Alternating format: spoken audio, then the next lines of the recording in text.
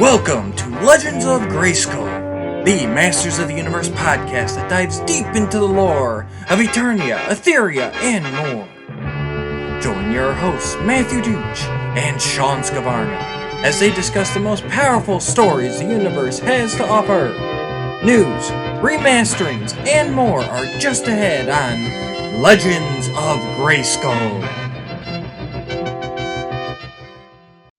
Hello everyone, welcome to episode 59 of Legends of Grayskull, the fan podcast where we discuss the history, the mystery, the magic, and mythology of He-Man, She-Ra, Eternia, Etheria, Nordor, Primus, New Adventures, Old Adventures, Ladybird, UK, mini-comics, comics, annuals, anything and everything you can think of with that He-Man, She-Ra, Masters of the Universe, Princess of Power, that Mattel logo down there in the corner. I'm Matthew Dooch, here as always with Sean Scavarna. Sean, how are we doing today? I'm all right. This week has been nuts. It has. This has been. I was just saying just before we started recording. This has been the most insane week. Between my daughter turning 9. Happy birthday! Yeah, happy birthday to my daughter Evan. She turned 9 on the 18th. That was really cool. And let's see, we had the Snyder cut of the Justice League movie hit the same day as her birthday, so I was trying to squeeze that in to see whether or not I was going to rant and rave or go, oh, wow, that actually was needed. Oh, you watched it? And then I somehow did on her birthday between the way they spaced it with the parts in that movie.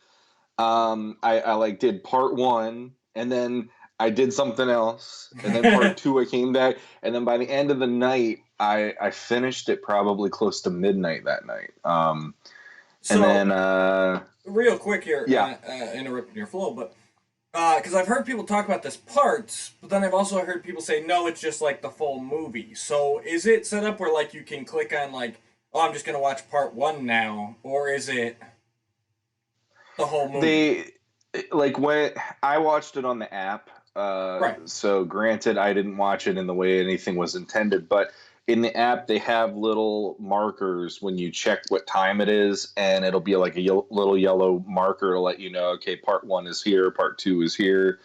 I didn't do anything to fast forward. I just watched it straight through, but okay. I'd imagine, it's pretty easy to line it up to where the marker was, at least on the app, and you can get into part 2, part 3. Gotcha. I just didn't know. So they're just the standard play options still when you click it up. It's okay. Yeah, but it's 6 parts plus epilogue. So 6 parts. Wow. 6 parts plus an epilogue, and I was actually, for me being who I am about the DC movies, with the exception of Wonder Woman, Aquaman, and Shazam, I was pleasantly surprised. I'll just leave that there. I'm not going to get too deep into it, but yeah. I've heard more positive than negative, and I've stayed spoiler free, so maybe the negative stuff is all hiding in the spoiler filled reviews. But everything I've read, where just like people's general feelings, has been positive, at least comparatively to the theatrical release. So it's day and night, and that's one thing I will say, and that's what really shocked me, because there's even moments in the movie where if you watch the theatrical, you might go, I bet that was Joss Whedon. Yeah. And then you watch this and you're like, oh, that was a Snyder moment. That's actually funny. There's humor. He isn't nihilistic in this moment. This is amazing. So, it really did shock me on that level. And I got to admit, out of anything that Snyder has offered as a DC offering to this point in his trilogy now of the movies he's done, it is the best and strongest offering from him. So from Snyder, I still feel that Shazam and Wonder Woman for me are more palatable of things I want to go back and rewatch more than just once. Right. But Justice League, I'm like, wow, this actually made me happy that I kept HBO Max until now to actually check that out. Right. So there was that, catching up on Superman and Lois. One last question. Yeah. So theatrical Justice League came out. Mm-hmm. Did you want to see a sequel to it? Or were you like, I'm good with this franchise ending here? I I was good when the theatrical came out. I was good with saying, okay, this is the end of Snyder doing his thing with these characters. At Okay. least that was my hope. And And you know where I'm going. Now that yeah, this cut has come out, do you want to see this kind of universe continue? I still don't need the universe to continue. That's Okay. my personal thing. I felt the characters were handled in a way where they felt not alien to me. But my biggest problem still is I'm not a huge fan of Snyder's take on everything. Right. And I think if I have to say anything negative, because you're saying you didn't hear many negative things, from my personal opinion, what hinders the movie isn't so much what's in the movie, it's what came before the movie. Right. Because you had Man of Steel, you had Batman v Superman, two movies of which I felt never captured either of the name marquee names of those movies properly. And so you're starting off Justice League with the idea Superman's gone, hope is gone, but where have we seen that in either of the movies leading up to Right. this movie? So it's almost like you're going into this movie with this idea of what the character should have been, but never was shown what Well, was supposed to be. I completely agree. They were always leaning on our knowledge of the DC universe. Yes. And us Exactly. And I going, well, hated that. I'm invested in Superman because I watched the animated series, I've read some comics, I know Yeah. Superman, so that's why his death impacts me, and that's why they've never gotten the mainstream praise. Because I mean, it's probably smaller than it used to be, but probably 75% of the population does not follow comics, has never followed comics, Yep. and so what Marvel did was brilliant by building up and starting with C tier characters. Yep. And yes, regardless of what you say now, Iron Man was at best, a C tier superhero. At least. At least, I think I'm still being generous there. Yes. Especially then, Civil War was happening in the comic books, right. And so it was Team Cap or Team Iron Man, and everybody hated Iron Man at that point too. So saying you're releasing a movie with that named character, talk about a gamble back in that time. But that's who they built up. They built up the unknowns, and yes, exactly. They built up Iron Man, they built up Thor. They built up Hulk even, and then they brought them together. And but what they did later was brilliant too, because then and I know a part of it was rights, and we probably would have seen more earlier, but Spider-Man, when he was brought into the universe, they just dropped him in there. Because they knew, now Spider-Man, he's had, 5 movies before that in a different universe, but they knew at that point, okay, he is one where we can just drop him in there, everybody will accept it and go with it because he's been around long enough, he's been popular. He is an A-tier Marvel character, always has been, always will be. And so, but that's what DC has always failed to do. Like, you don't introduce Flash in Justice League. Flash needs his own movie. You don't kill Superman in his second outing. That's like the end of a trilogy that makes us care about him, Yeah. So and along the way, show, don't tell why this character matters, because for me, Man of Steel did not even remotely come close to showing this is the impact this person is. It showed this is the real world effect of a character like this, but that's not why you go to a Superman movie. No. And so you go into Batman v Superman, and I actually thought that they had a good leg to stand on to go, okay, here's a reason that Batman and Superman would come to blows, because Batman has like a xenophobic aspect to him now, watching what happened to Metropolis and watching what happened to his business and Metropolis, the building, the people, and everything else. But it just went down these weird alleyways to get to the whole point of what actually was this is the main event, the main fight, Superman versus Batman. And when you get to that point, it's so weird of a reason that these guys finally come to a head. It's not just, well, Superman, he was a part in the wreckage of Metropolis and any kind of like oh, Superman's trying to do right in Yeah. that movie to show, hey, I'm here to help. I'm here as a friend. I'm trying to inspire hope, trying to inspire people to do the right thing. And it's like, no, there was none of that. It was No. mostly he is King Kong and Lois Lane is Fay Ray all Right. the time. And it drove me nuts. Like, that is not how you work that character. He's supposed to feel more human, and they made him feel more alien doing crap like that. Yep. So you start off Justice League, and it's like, oh, everybody's mourning Superman. If you want to see a monument to the man, look around you and all this. I'm Right. like, no, that was never shown anywhere. No. Exactly. So, Yep. It was but never earned. He never it was got never past earned. his destructive phase. He never became exactly. like I can't remember if it happened or not, but excuse me.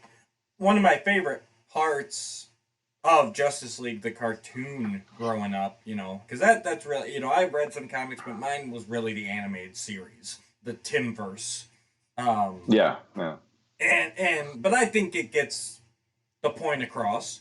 And I feel like I know these characters from that. And one of my favorite was Batman would always give Superman shit and be like, calling him Boy Scout and this and that. And Yeah.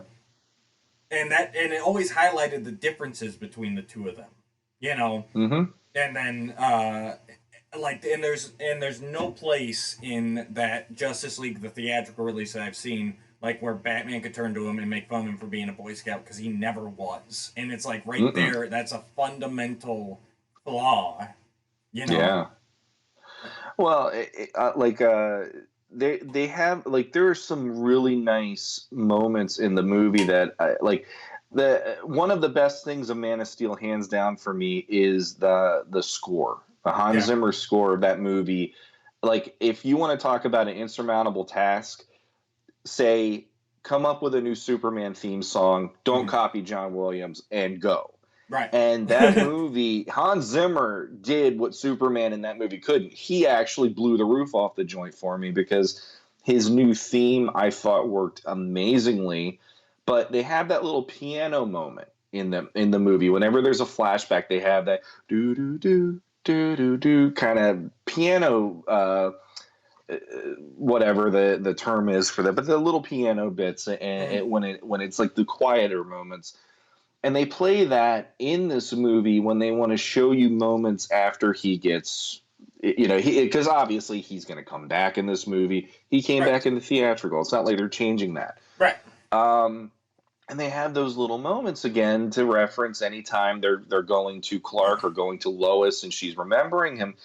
And I got offended every time I heard that, not because I don't like the music, but because I'm like, you're trying to pull emotion out of something that never was made proper, and it makes me mourn the fact that 2 movies leading up to this never got the job done, and you're making me wish that Henry Cavill was actually in good movies, because he would be a really good Superman, in my opinion. Absolutely. So that's just, I'll leave it at that. Okay. And we'll get more in depth once I have a chance to see it. So sure, and I'd actually enjoy talking about that, but I mean, overall, I'd say yes, leaps and bounds better than the theatrical, and I actually would watch it again, and it's 4 hours. Wow, so that's saying something. There you go. So caught up on Superman and Lois. That made me happy, because that is Superman done right for me at this point. Very, very, very, very good show. I'm still an episode behind, I think.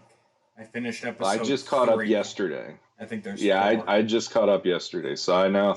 And I'm starting to get anxiety. There's too much stuff coming out that I like, and I'm trying to keep up with it before social media ruins it. Yes. And it's like I managed to get Winter Soldier, or Falcon and the Winter Soldier, and then getting I'm not talking about that other than I got to see it, but getting on task of what we were about here on Legends of Grayskull. Something cool happened to me this week, and it was actually in reference to our last episode.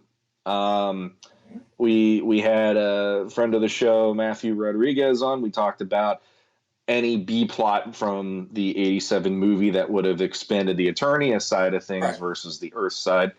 And check out episode early in the 58 and 58. Yep. earlier in the week, there was somebody on Facebook, and they were selling something, and I go, oh yeah, I got to do this. I missed out, and I finally got this. Here he is. There we go. I finally got him in my collection, but not only Dolph. Rebel Leader He-Man for our audio listeners. Rebel Leader He-Man. And he got Dark Despot Skeletor, which are obviously I got both of them. Movie versions made by Super 7 of the classics figures. Very nice. Yep. Very nice. Yeah, I have been in a very, like, basically leading up to that episode, episode 58, I was already in a 87 movie, and I'm getting back into that mindset. And then there was somebody that was selling them. He wanted it individually. They were less money than anything I've seen anywhere right now, because these guys a piece were going for about 100 or more anywhere I was looking. Yeah. And I managed to get them for a lot less than one of them. Yep.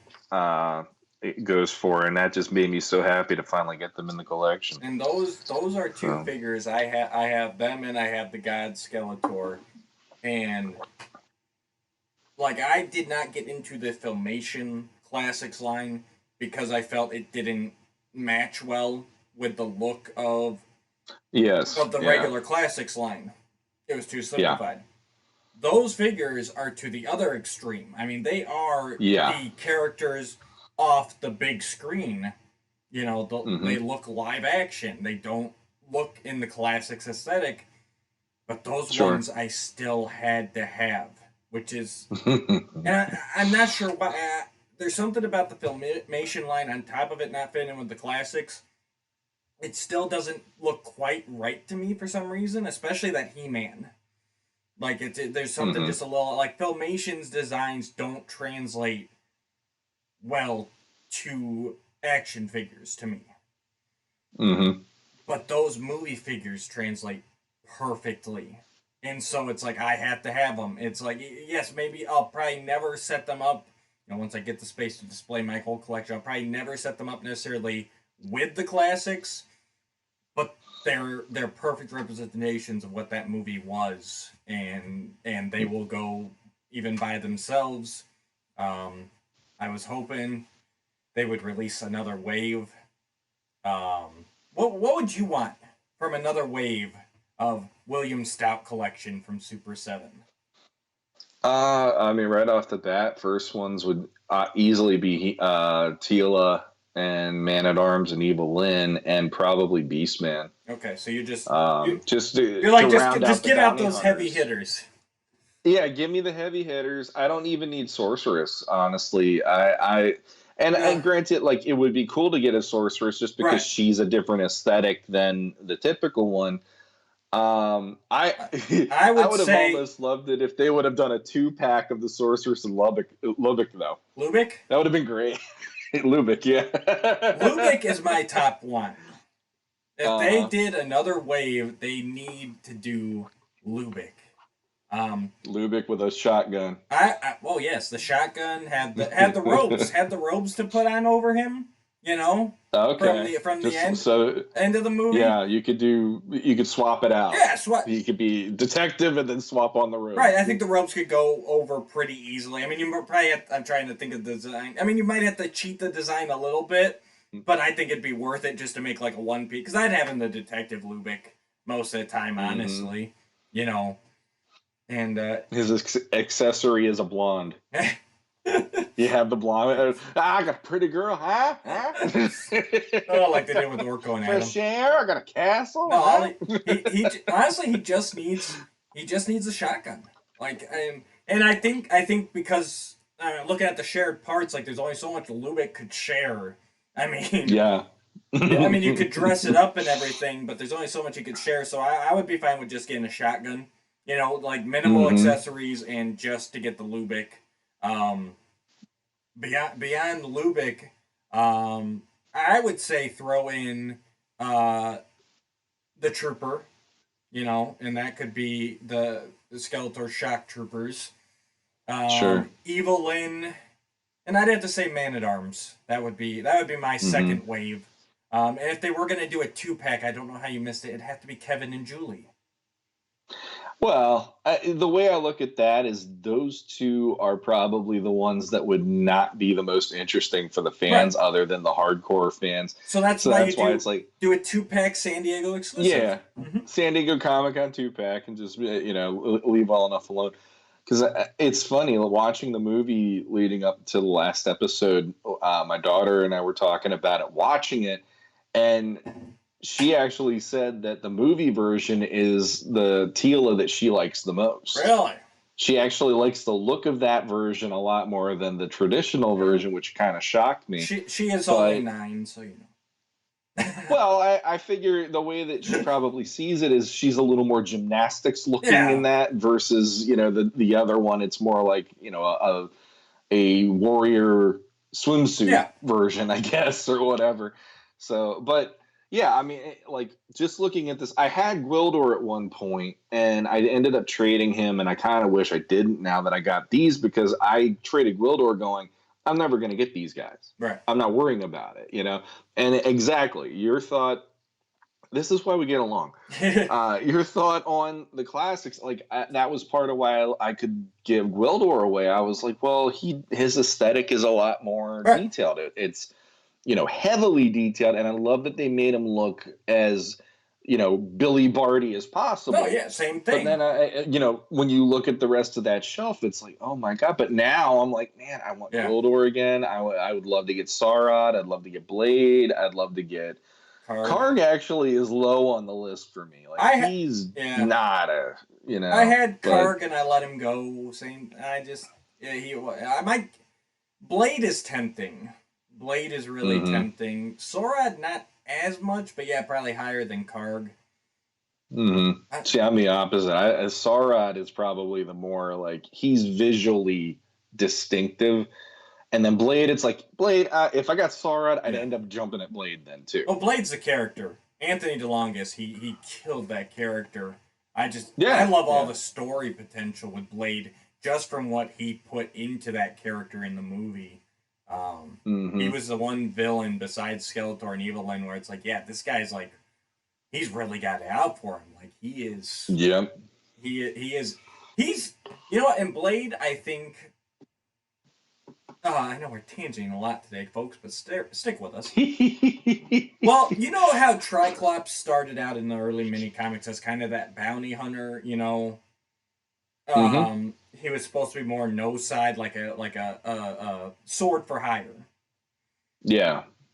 And I've never really cared for that Triclops, probably because I didn't know about it till later in life. Whatever. But I think that origin works really well for Blade. And basically, like, I could see him being that guy, like that for-hire scoundrel. But whatever happened with him and He-Man is what pushed him, like, fully to Skeletor's side, where now he's like, I'm with Skeletor just so I can see you go down. And then I'll figure out what I'm doing after that. But, because he is one where that whole movie, it's just like, he's all about He-Man. Evelyn's trying to figure out how to overthrow Skeletor and take Grayskull eventually. Beastman and Kargan, they're serving Skeletor. Blade just seems like, I want that guy. I want to cut him. I want to take his sword, and I want to make him pay for what he did to me. It's so personal between the two of them. I actually I feel like now that I'm older, that he really is the best stand-in ever live action for Triclops, no matter what. And all they had to do was just put a visor on him, and I would have been like, sold. You don't really need to do a lot more heavy lifting than just get that visor on him. He didn't even have to be green, and I know that's probably a sin to some people for me to say. Right.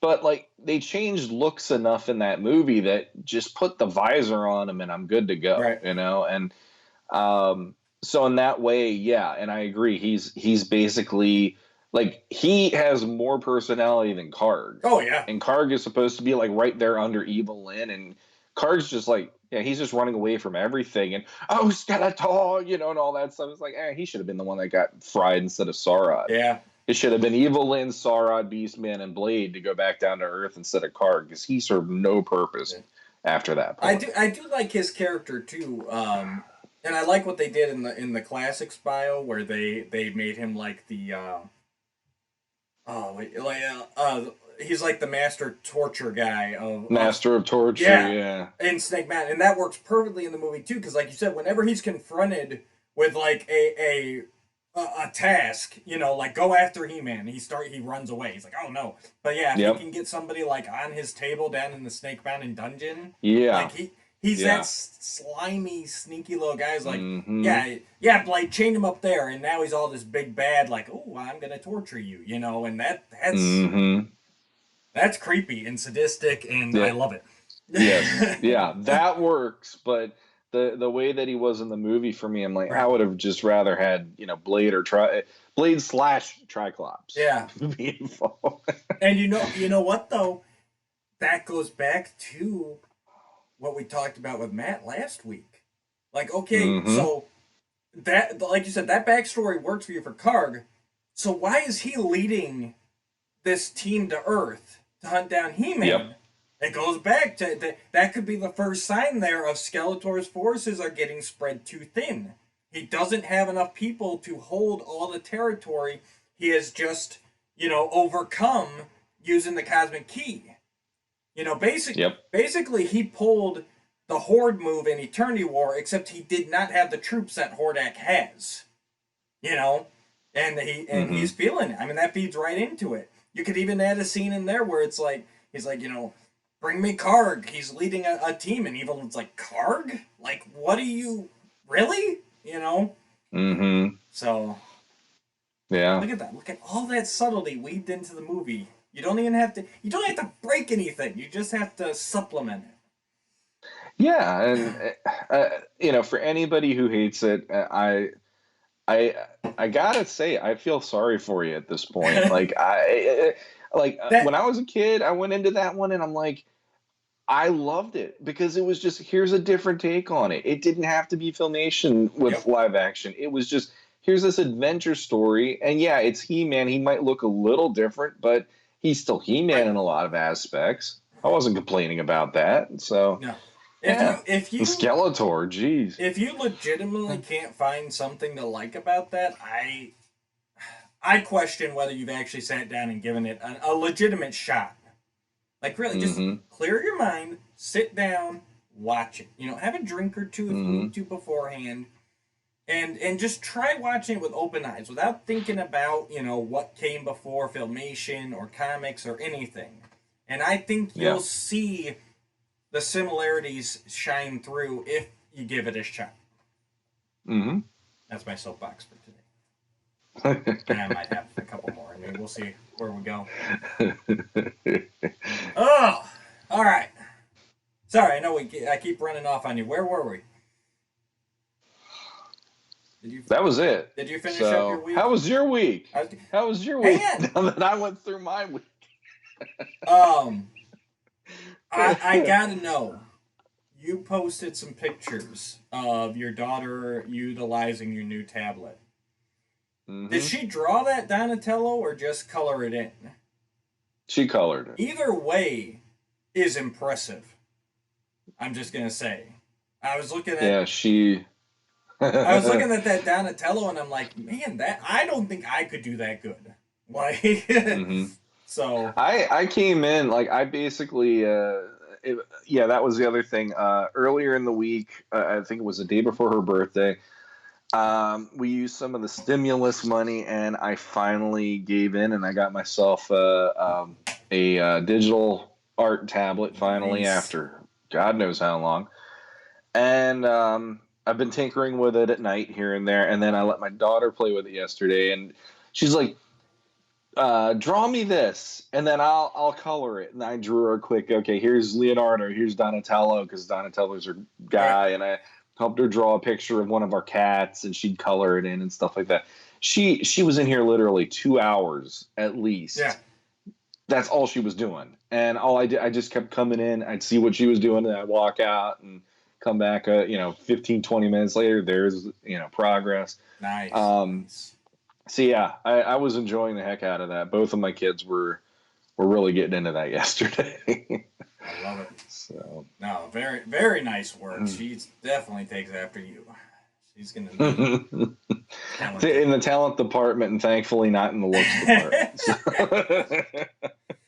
Oh, Lord. Yeah, my week's nothing really new to report. Just working. I feel like I had just like the landslide this week for Yeah. some reason. I barely ever have anything to talk about.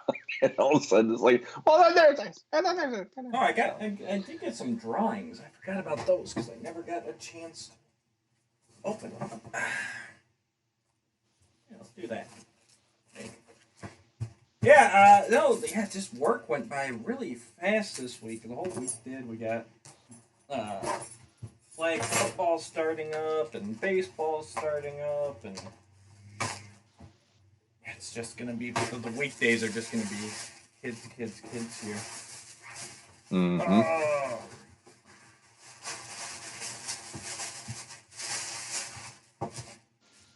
Full tabs on the other side to open. I love how Richard does this. He does these nice little, like, he tapes the sides and then he makes nice little tabs so you can easily open them. He is a professional. Richard Block, he's over on the Motu Evolution group. Check him out if you want some cool stuff. He's the same guy I got the Helios and the Fire Cat from, and the Rock guys from Quest for the Sword. And he's got these amazing pieces, like pieces that you would figure are gone. Like these are all his stuff is like key stuff, not. I mean the random stuff's good too, but this stuff is all. Oh yes. Oh my God, that's bigger than I thought it would be. That's what she said. He's looking down at his lap, saying that. Just for anybody that wants clarification, if you're only listening. Let me. All right. So, we got these really nice. They're just drawings, but sometimes those are even cooler. So this is what they would draw the characters, and then they would animate them on the cells, and then they put the cells on the background to film it. So, we'll start with this one. This is the least cool of the bunch to me. And they're all cool. I got 3 of them. So, first off, we've got... I hope that's picking up nicely. Oh, okay. I got a glare on my side. How's it looking to you?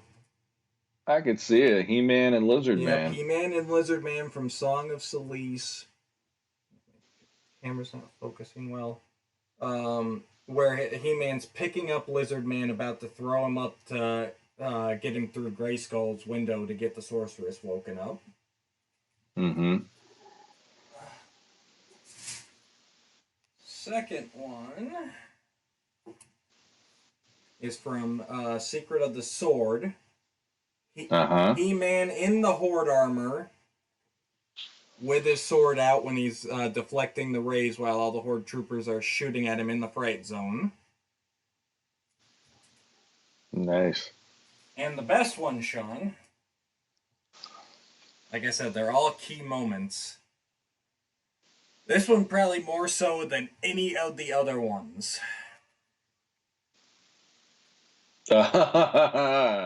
Especially for my taste. Yes. Yeah, that's cool. It is Orko as he's grabbing Lord Mask's mask and pulling it off.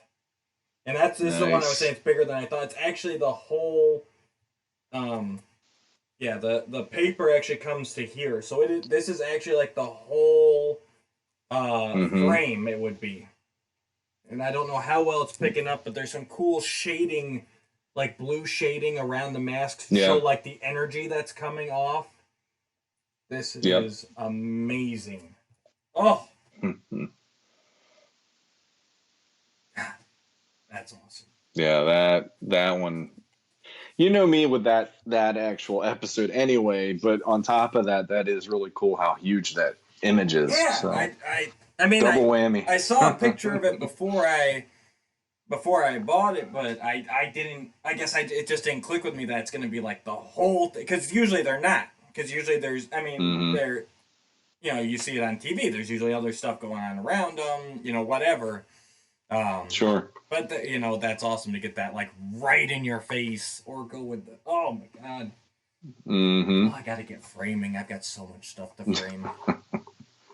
I still gotta get my prints that I showed off not long ago, the He-Man, Teal, and Goddess ones. Yeah. Definitely gotta get those framed. Oh, real quick, I posted my first tryout using the tablet the other night. Yeah, the She-Ra. And I did the She-Ra face, nice. trying to. That was here's a little insider for anybody listening that cares. So part of how Matt and I met was I actually asked the Whispering Woods Facebook group if I could do an image, because they were having the new She-Ra Netflix series was coming out, and I'm like, okay, to celebrate that first new anything Masters related, I'll do a like an actual illustration. We can offer it up for a contest. And one of the coolest things of that night was the fact that they said, okay, everybody say "for the honor of Grayskull," and then they'll pick based on that. And that was one of, like, I saw my artwork and just seeing people all down that thing for the honor of Grayskull. I actually got misty eyed that night seeing that, because it really, really affected me. There was a lot of people that jumped in on that too. Like everybody was getting it. I think damn near. And that was part of it. Mm-hmm. That was part of it too, because for me being who I am, I don't think my stuff is all that great. When I saw how many people were literally I'm just like, wow, So that got me.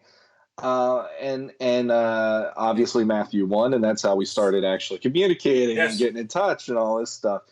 And ever since that day, I have been wanting to redo that piece, because part of my problem was it was colored pencils. I wanted to do it digitally to really pop those colors.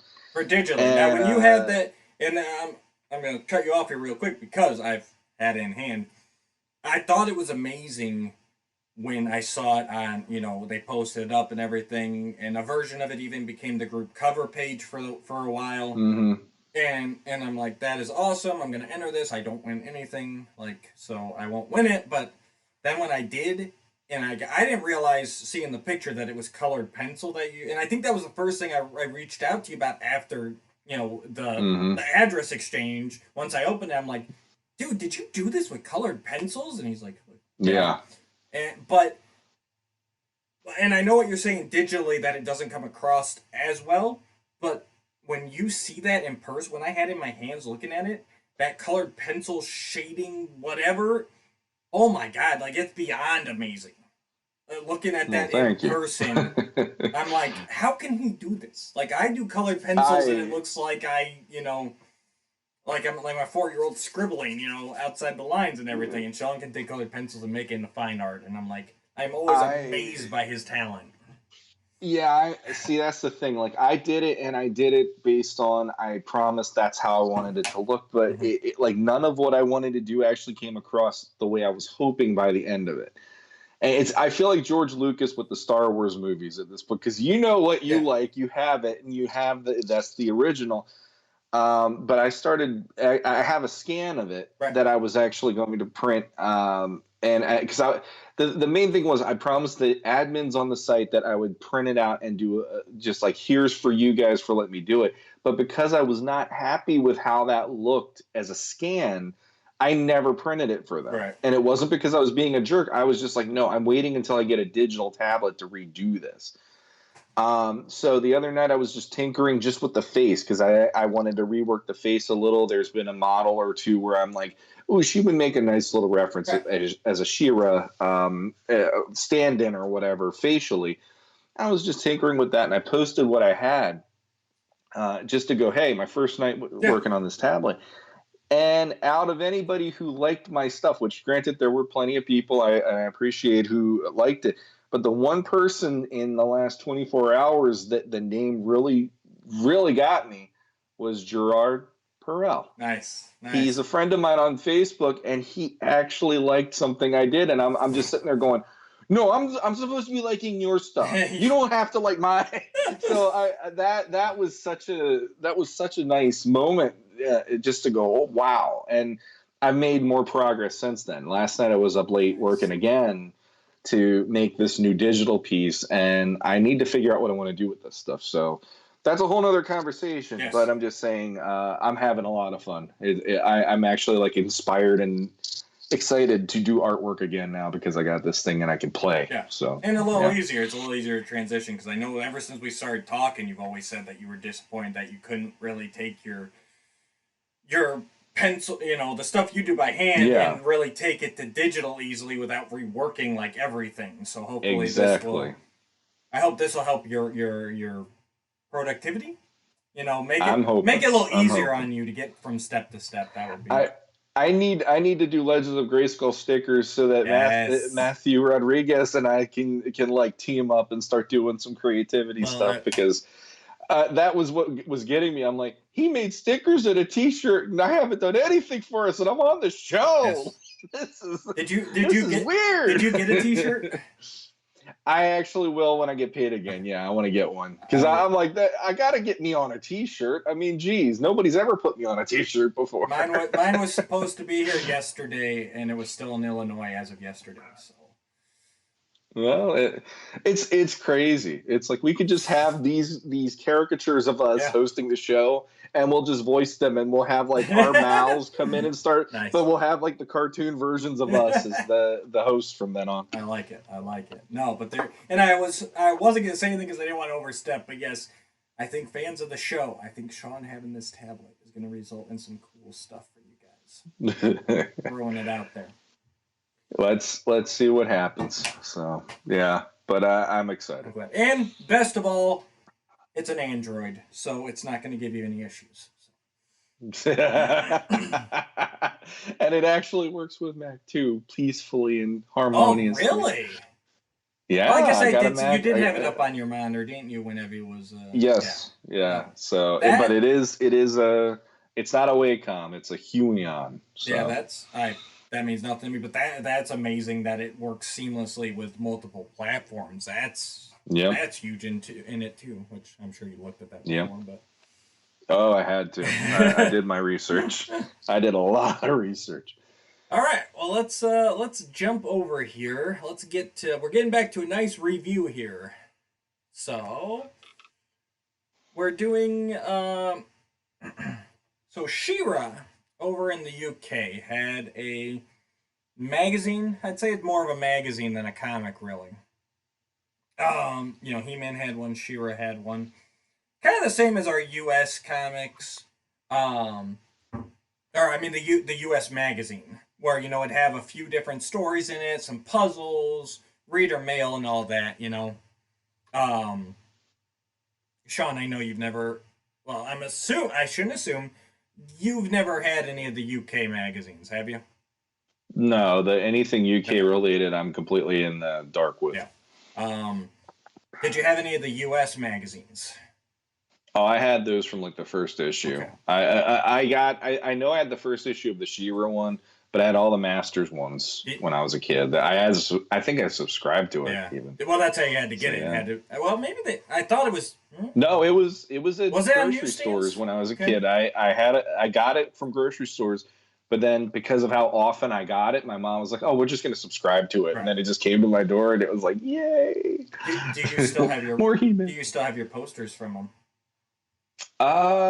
That's the thing. I don't even know if I have the magazines because of how weird it was for like us moving up here. Yeah. So I'm gonna just say no. I'm pretty sure I don't anymore. I love seeing them online though. I love those posters and just having those memories. Someday I'll have a full set. No, I won't, because there was like 2 in every issue. There wasn't even. It's not even like like there is a ton of those posters out there. Yeah, because the one of my absolute favorite covers of the magazine was the Rock On one. Where they're crash landing and they're crash landing. Rock On's already standing. And the comet. I just love that. Or the meteorbs, I think, are like coming down in the background or something. Mm-hmm. Yeah, that's a good one. Yep. That's one of my all-time favorite covers for some reason. It always stuck out to me. That and the one with Hordak looking into the crystal at a He-Man. Yeah. I think I have that one. I think I have both of those, but I could be wrong. I've only got a handful of them. But anyways. Mm-hmm. But those were once a month or once a quarter, if I recall correctly. At most, they were once a month. I thought they were once a month, but I could be Okay. wrong. Now these UK ones, these were every fortnight. Do you know what a fortnight is? Every two There weeks. you go. Yeah. Every time I think I'm gonna stump I him, watched the BBC. I got info on certain if things. I asked my kids, they'd say, "Really, Shiva was on Fortnite?" No, no. Yeah, see, I'm so out of the loop. I forget Fortnite's even a thing until I walk by a GameStop. So there you go. Well, the way it's going, wait till your kids get a little bit older because it does not seem to be dying down. Yeah, I'll worry about it Ah, later. My son loves Sonic, and I'm happy for that right now. So there we go. okay. Man, we are tangential today, aren't we? I feel like it's been longer than 2 weeks. I think that's part of the I problem think is I've so. just like there's a ton of stuff that I've had stored up that I've been wanting to talk about. Okay, So so this is number 7 of the Shira Fortnightly UK magazine. It was published in November of 1986, and it cost 35 pence. Pence? Pounds? Gotta be pence, right? Pounds would be more. That'd be like pounds are like a yeah, dollar. pounds would have been like 35, Yeah, but had to not be pence. exactly, but with the exchange rate. So yeah, 35 This is where pence. we do our. You can tell we do our research before we get going here, guys. I actually did mean to look all this up last night, but I forgot. Where's James Etok when we need him? Aiden Cross. Aiden Cross. Just, If you guys or aren't Aiden, following, yes. Aiden Cross does the UK Comics review site. I'll drop a link down below, and he is the guy when it comes to the UK comics. So Just we go to ask them and they're just like it's Pence, you idiot, right. just like Sheriff of Nottingham and Prince of Thieves. Uh, okay, so about 50. Wow, about 50 cents according to this. That seems. I don't remember how much the magazine. I want to say the magazine probably was only like a couple bucks at most Yeah, I would. when we were younger. So yeah, I guess it evens Mm. out And I do feel. depending how many I pages was it gonna say I is. think these are a bit shorter than. Mm-hmm. I mean, there's 3 stories, a puzzle, and a reader mail page, but like the story we're only gonna talk about one story out of here. The story that we're doing was only 7 pages, 6 pages. So I mean, And it wasn't even full color through the whole story. It was only full color on the first two mm-hmm. pages, if I remember right, of the actual story. So they saved money that way as And they well. did. You notice they did that for all of them. Like it's not even like the start of the book because this is the first story in the book. Every time a new story starts, there's 2 pages of color, and then black and That's white. weird.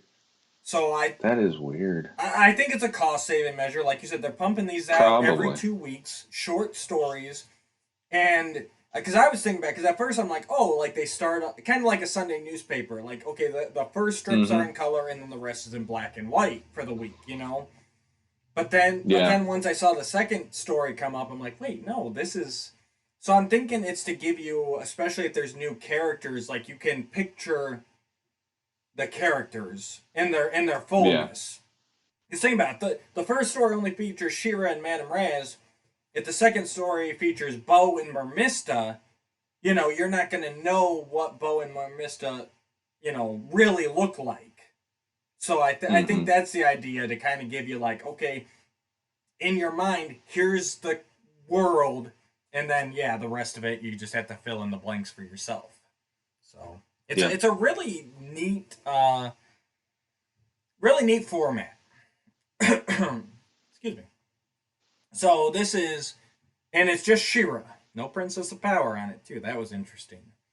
And Mm-hmm. the cover here for our audio listeners, it's Shira with her sword up, deflecting blasts from Madame Raz, who's flying in on broom very angrily, and Mm-hmm. uh, the the title is Shira fights with Madame Raz.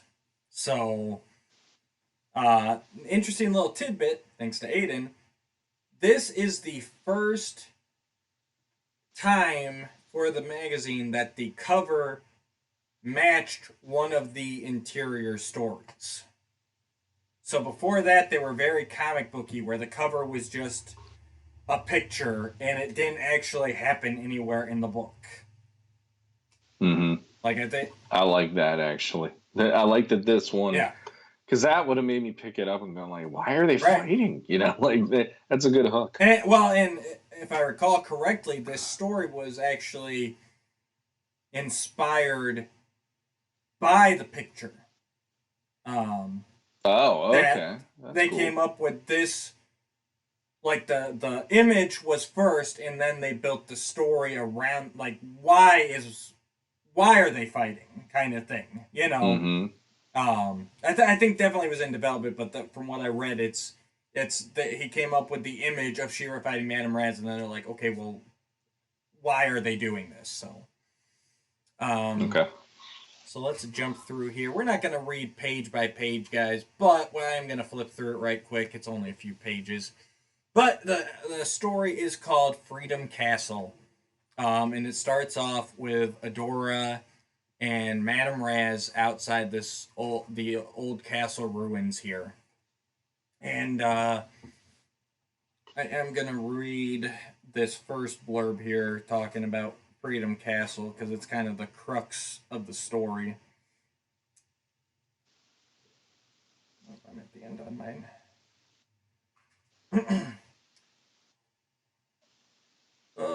Okay, actually, no, this isn't. Okay, that is an interesting tidbit, though. So, Freedom Castle lies to the north of Princess Adora's kingdom, and despite its ruined and unseemly condition, still plays host to many a visitor. So, here in this continuity, it looks like Adora is actually running one of the kingdoms, and I did not read any of Mm-hmm. the issues prior to this. Maybe I should have, but so they're playing a little loose with the continuity. They kind of had their own, as most things did, their own little pocket there.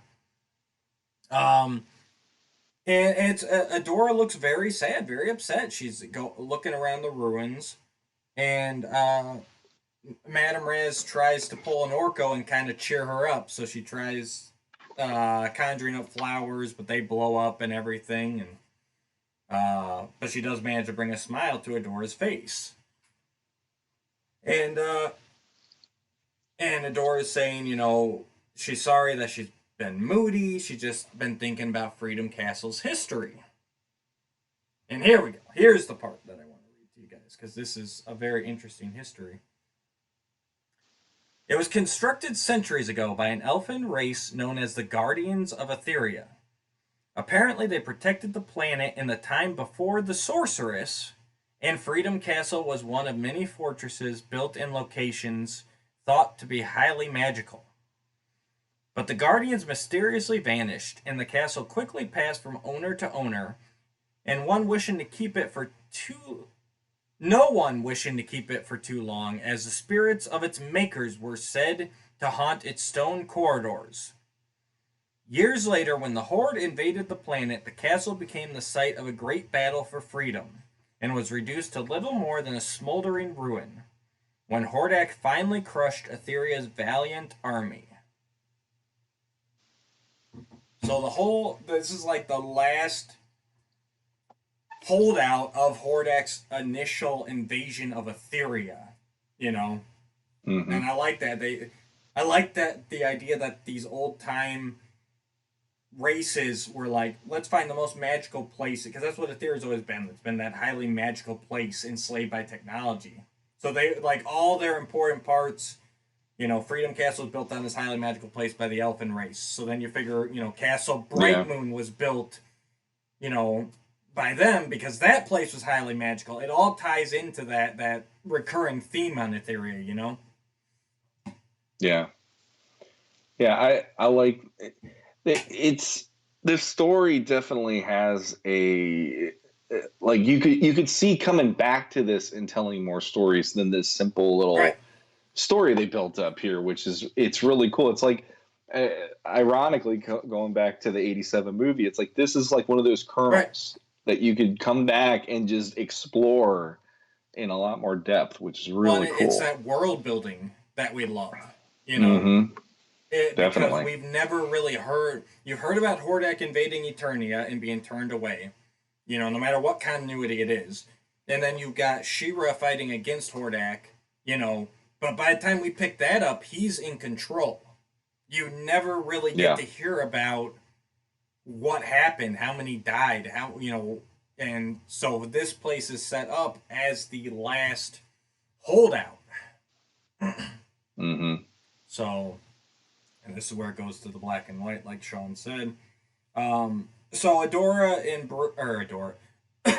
Madame Raz and Broom, they take off. They're gonna give Adora a little moment to, and to me, it's kind of like Adora's on a journey to kind of learn about the horrors of the Horde still, and kind of what she's up against. She's visiting all these old Ethereum places. So Madame Raz Mm-hmm. and Broom, they're gonna give her a little space. They head into the castle, and she sees all of these the elfin people like singing and dancing and carrying on, and the spirits of them. Uh, and so she's running back to let Adora know about it. As she's heading out, she sees the sorceress and Hordak in a face-off. And yes, folks, Mm-hmm. that is the sorceress of Castle Grayskull, Bird Lady. Turns into Zor. You know her. Excuse me. So Madame Raz starts attacking. She wants to help save the sorceress. Um, and obviously here is the crux of the story: is that Hordak and the sorceress are spirits, and she's actually hitting Adora with her magic. So Adora quickly realizes something's wrong with her, turns into She-Ra, and basically they parry a little bit, but Adora uses the stone in her sword to deflect some light back into her face and wake her up and make her stop seeing the spirits. And basically, just to wrap up here, that Madame Raz was just seeing the spirits. They're gonna let's see here. Here we go. Let's read She-Ra. She'll explain it better than I can. From what I can gather, because it's been built on a magical power site, Freedom Castle has become some kind of image recorder. It's like a mirror in that images are formed, but it also stores them so images remain long after whatever caused them was gone. Only people of a mystical nature can see these images, and because of the unpredictability of your powers, you saw an image of Hordak as he was when he attacked the castle years ago instead of seeing me. And they hope that one day Freedom Castle will record Hordak's downfall one day. And that's the story. Like I said, just a nice little. To me, it's just a nice little world builder. Um, Mm-hmm. and the one last thing I'll say before we go into our discussion is the next page. I don't know if did you go on to the next page, Sean? I didn't, so you're gonna have me Okay. shocked and amazed. I'm So the guessing. next page is the letter page, and I don't poke Ah. fun at much, but they really should have thought about this a couple of times before they did it. The letter page is entitled She-Mail.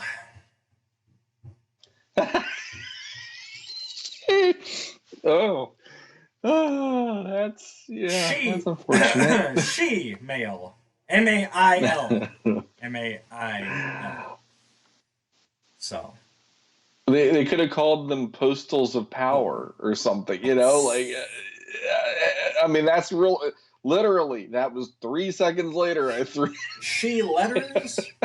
Mail to She-Ra? I mean, there's She-Ra's mailbag. She-Ra's mailbag. The Swiftwind Post, Yes. or Swiftwind's mailbag, or what? Oh my God! or ask Madame Raz, like dear what's Abby. it dear Abby or whatever that is. Yeah. So, yeah, that was. That's an unfortunate. Well, it's the whole thing Disney Plus and all that's doing now, where they have to put up the caution in front of certain, like the Muppet Show. And it's like, oh, there's a little bit of racially charged something in here, and that was of the time, and Right. sorry, but we're gonna put it on anyway. Yeah, I would love to find. Uh, I'd love to find some of these people. we got we got Teresa Louise Aspinall from Manchester wrote in. Mark Secor from London. Elizabeth Ainsworth from Nottingham. Jillian Longharn from Lurgan. Um, it'd be cool to find some of these people. We've talked about this before. Mm-hmm. So that was Freedom Castle. So Sean, what do you think of the story? Well, it's a short story. Yeah. But it's more the story that your mind can make up after you read that story that makes it interesting. Like it's got that sort of like short story vibe of like I want to say like an Edgar Allan Poe sort of a thing where it's like it makes your mind definitely build something from this little nugget like they gave you there. And thinking of the little bits that they put into the history, it makes me go like I would love if they could have done a prequel to show some of this stuff leading up to Adora's capture or kidnapping, I should say, and all this, because I think there's plenty of story and plenty of interest in that still could be put out there for fans. And that was one of those, if I saw that in a movie, that would be like, well, wait, we got to talk about that in the next movie because that's cool. Excuse me. Yes, and that's what I love about it. I love that it gives you a glimpse into the world before that we rarely see. It builds you up with some different races, And the most interesting thing to me was that the sorceress was there. Now, yeah, I'm sure you could easily say, because this is early on, it's issue 7. I'm sure you could easily say that maybe the writer got confused with Sorceress and Light Hope. But let's say they didn't.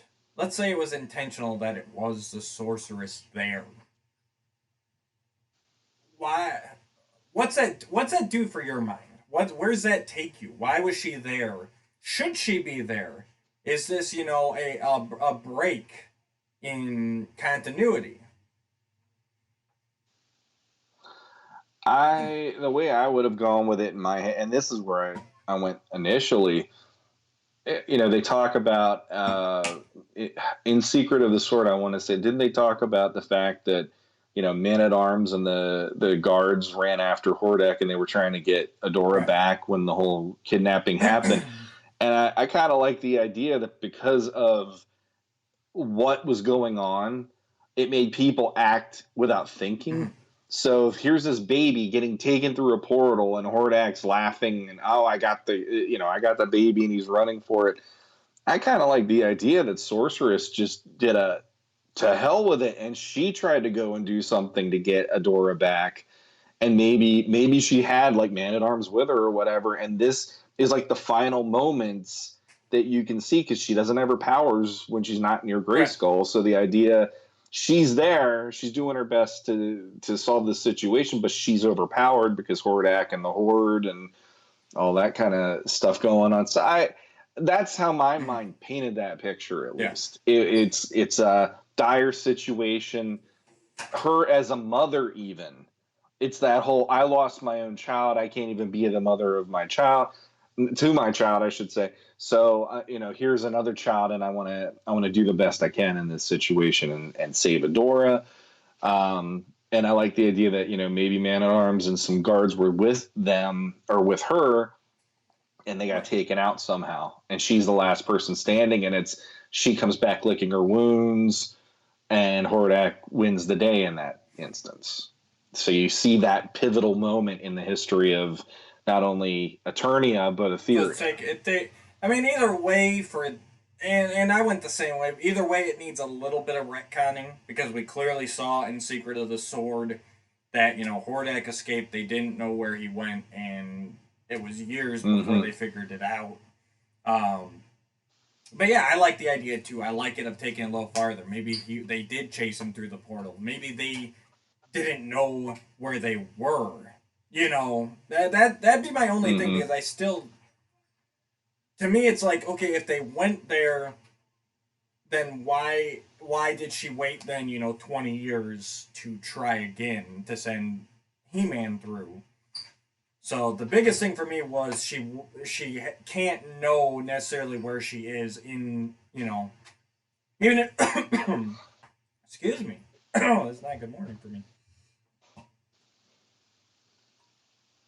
Even if she knows she's on Etheria, once Hordak defeats them and blasts them back, they don't know how to get back there. As long as that's put into Mm-hmm. place, I'm good with I'm good with them trying to get Adora back a little more than they did. Actually going through trying to help the people, and having to live with that failure on top of it. Like, they get into this world and Hordak's just decimating it, just like he was trying to do on Eternia, and she tries to help and fails. I mean, he destroys Freedom Castle. He takes over the planet and he blasts her back to Mm-hmm. Eternia. Yeah. Like that. Yeah. It could be interesting that, because you were saying, why would she wait 20 years, and I'm like, she in my opinion, it's the whole licking your Yeah. wounds. She waited 20 years until there was someone who could actually wield Grayskull's power properly to bridge that. And on top of that, I like in the movie, it was the sword calling Right. to her to make her. It wasn't Yes. it? Yeah, the sword was like waking her from her Right, because the sleep and all sword that. finally And located her. exactly. So I like that idea where maybe the ooh. How about this? How about this? How about Shadow Weaver did something to Sorceress to wipe her mind while she's over there, and then she forgot. And I, because here's the thing, like the whole Shira story is something that it would be a hard thing not to have in the background somehow, Yes. unless you didn't plan for that story in the initial Right. beginning, which obviously they did But not. even then, they still dropped, So, Origin and Sorceress, they still dropped the two swords. So as soon as they realized what they were doing, they dropped it in there. I mhm. mean, even back in the 80s, they were like, we Yeah, need to put something in He-Man to allude to this. sure. Sure, but I almost like the idea that like something happened to Sorceress that got it, that either she knew these guys are so overpowered, and she got to see what the Horde was about, which then makes it an even bigger deal if they show up on Ah, Eternia again, sorry, go finish your or thought. I something just came to me. or Shadow Weaver, or someone did something like they put a whammy on her and everyone else, that until they finally see Adora again, then it snaps Right. them back out of it and go, that's her, That could. But kind of like Sleeping Right. Beauty in that way, where it's like, okay, the whole kingdom goes to sleep until the princess is awakened, Yes. or I like that. Absolutely. I like everything we said so far. One more option. What if this is before all of that? yeah, because What we're just relying on that key moment. what if Hordak got turned away from Eternia? He was defeated by Randor and Grayskull. They pushed him back. Mm-hmm. He went to Etheria. Mm-hmm. Why would he go to Etheria when he's licking his wounds from being defeated? Because Mm-hmm. Etheria is already under his force. That's where he came from. He conquered Etheria first, built up his Mm-hmm. power, and then came for Eternia. So when he got pushed back, he escaped back to Etheria, but Sorceress Man at Arms, I mean, it's still kind of. Well, they don't know where he went necessarily. So, I mean, Sorceress has been Sorceress for a long time. And I've always felt that there's a connection between Grayskull and the Crystal Castle, you know? And it's been hinted at that the first ones might be Eternians and everything else. So what if Mm-hmm. when Hordak first invades Etheria and starts enslaving it, which is well before the events that we see even in the flashback in Secret of the Sword, Light Hope is wounded during that battle, and he has to retreat to the Crystal Castle and become the energy form that we know him from. What if he then Mm-hmm. sends out a distress call to the sorceress like, hey, we need help, you know? And this is in the time even before, because we saw an origin of the sorceress that, Grayskull was kind of off the grid when she took over the duties of sorceress. Tila did. They didn't have the Mm-hmm. connection to the royal palace or anything. Obviously no He-Man, nothing like that. Like Grayskull was on its own. So Sorceress Yeah. has nobody to call. She's got no heroic warrior. She's got no He-Man. So she sets off through the portal herself to aid Lighthope. So this is a young, inexperienced. Well, maybe she's experienced, but not as experienced as the sorceress we know. This is before she's had Yeah. Tila. This is before all that, and she tries Mm-hmm. to fill Lighthope's shoes and help, and fails. And then she's got to go back to Eternia. But now she knows. She's like, and maybe that's how Hordak knows about Eternia. Maybe once she sees that Freedom Castle has fallen, she heads back to Eternia. Hordak realizes the power, the magnitude of the power that she's drawing from, you know. And he's like, I want that power. And as she's escaping back through the portal, he gets a reading, knows where she is. She knows he knows now. And so she's got to get back to Eternia. And this is where she starts forging the connections in preparation for the Horde invasion. And so then by the time Hordak gets to Eternia, they're ready for him, and Randor's forces can turn him back. Mm-hmm. Yeah, I'm down with that. Because it gives a little more Mm-hmm. weight to what both He-Man and She-Ra are up Right. against and what their goal is by having a story sort of like that, and so anytime that there is something like what we're talking about, I always go to those. Well, then what does it do to amp up why the Right. hero is needed even more than we already know him or her to be? And in the case of that, it's like we have one panel, Right. but the amount of story that you can draw from that is I wouldn't say infinite, but it's definitely bigger than Uh-huh. not, just by going, well, what's this about? And I mean, and the other thing too is I like the idea. It could be something tragic. It could be I think it something has to that be. you're. The thing is with that castle idea and the whole, you're seeing the images of Yes. history play out. The one thing I would have put in there, and we talked about it a little before we started recording, but like it reminded me a little of the Netflix the Haunting of Mm-hmm. Hill House and Bly Manor and stuff like that, where it's like in order for something like that to be there and to be like people can see, like she said, the mystical people can see it and the magical people can see it, but it's the idea of it's like an emotional uh it's an emotional memory connection to whatever happened there for that vision to be Right. seen. So it's like either it's a great moment of Hordak winning, which is why it's because it's like that's a war, Right. and boom, like she said, it was left in rubble Mm-hmm. when Hordak showed up. But the other part of me is like the connection to the sorceress, so maybe that's her biggest loss other than Yes. Adora at that point. And so it's going to keep on replaying. Here's the sorceress getting her ass handed to her by Oh, Hordak and the Horde and be sent on her way. And that's the whole. It's like within that moment, if you talk the way that you're talking, then it's like not only did the sorceress fail, Light Hope becomes, yep. Yep. incorporeal at that point, which then there's one less warrior there to protect Etheria, and there's now a spirit Right. form to protect Eternia or There you Etheria. I'm go. sorry, not Eternia. Etheria. But the other thing then is that that's her biggest loss, and then that sets the ball in motion for everything else to come.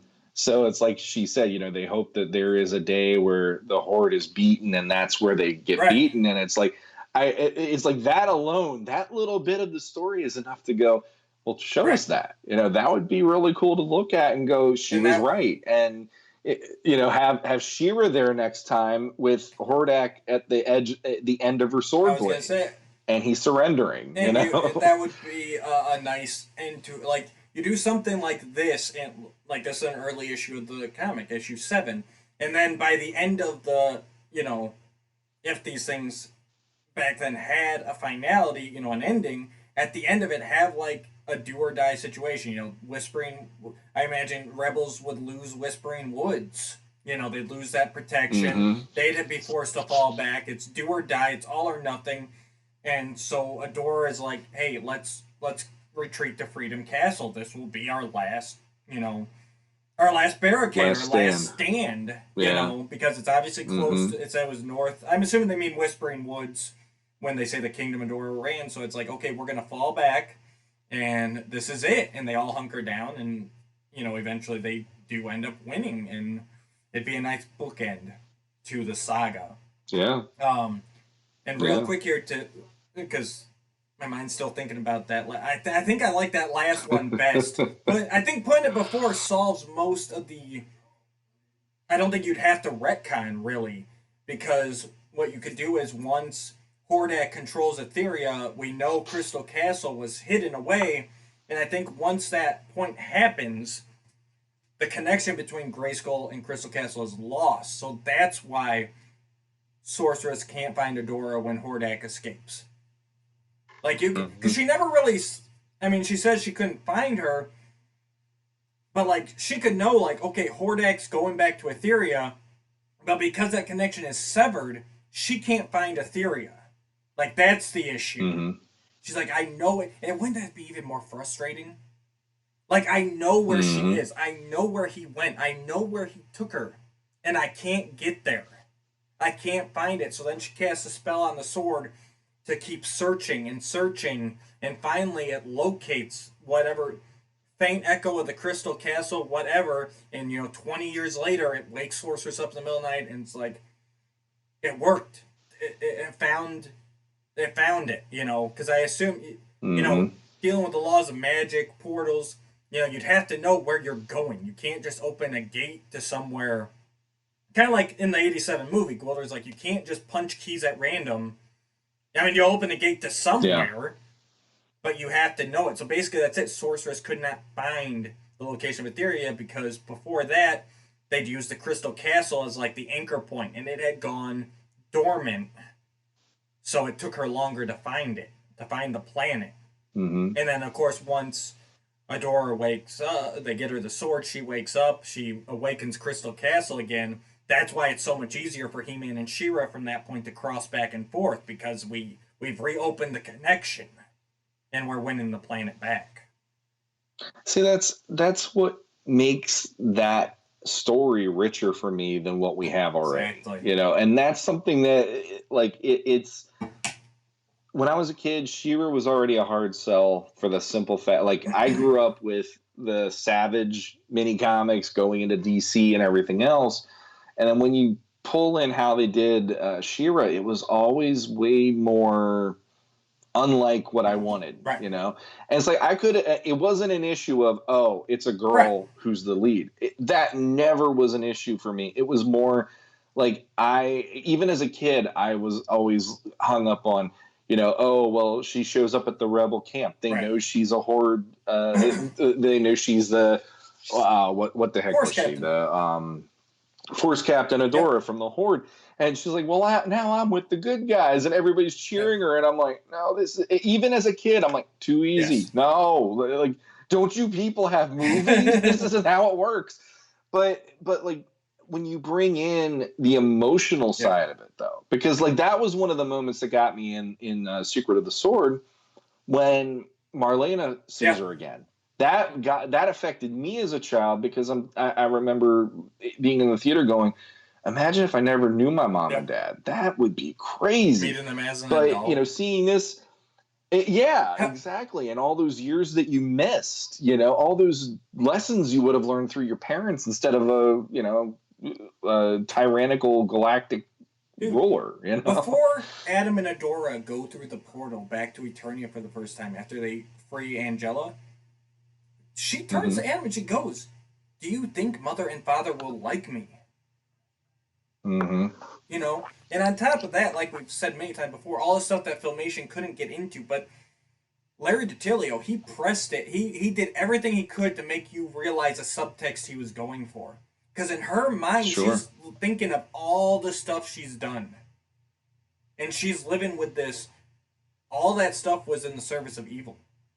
All that stuff, Mm-hmm. whether directly or indirectly, caused pain and suffering. What are my parents who Yep. are benevolent rulers? Like, not even like, here's your parents, they're farmers. No, your dad is this king that the entire world loves. And you're coming Mm-hmm. home like, I killed a man.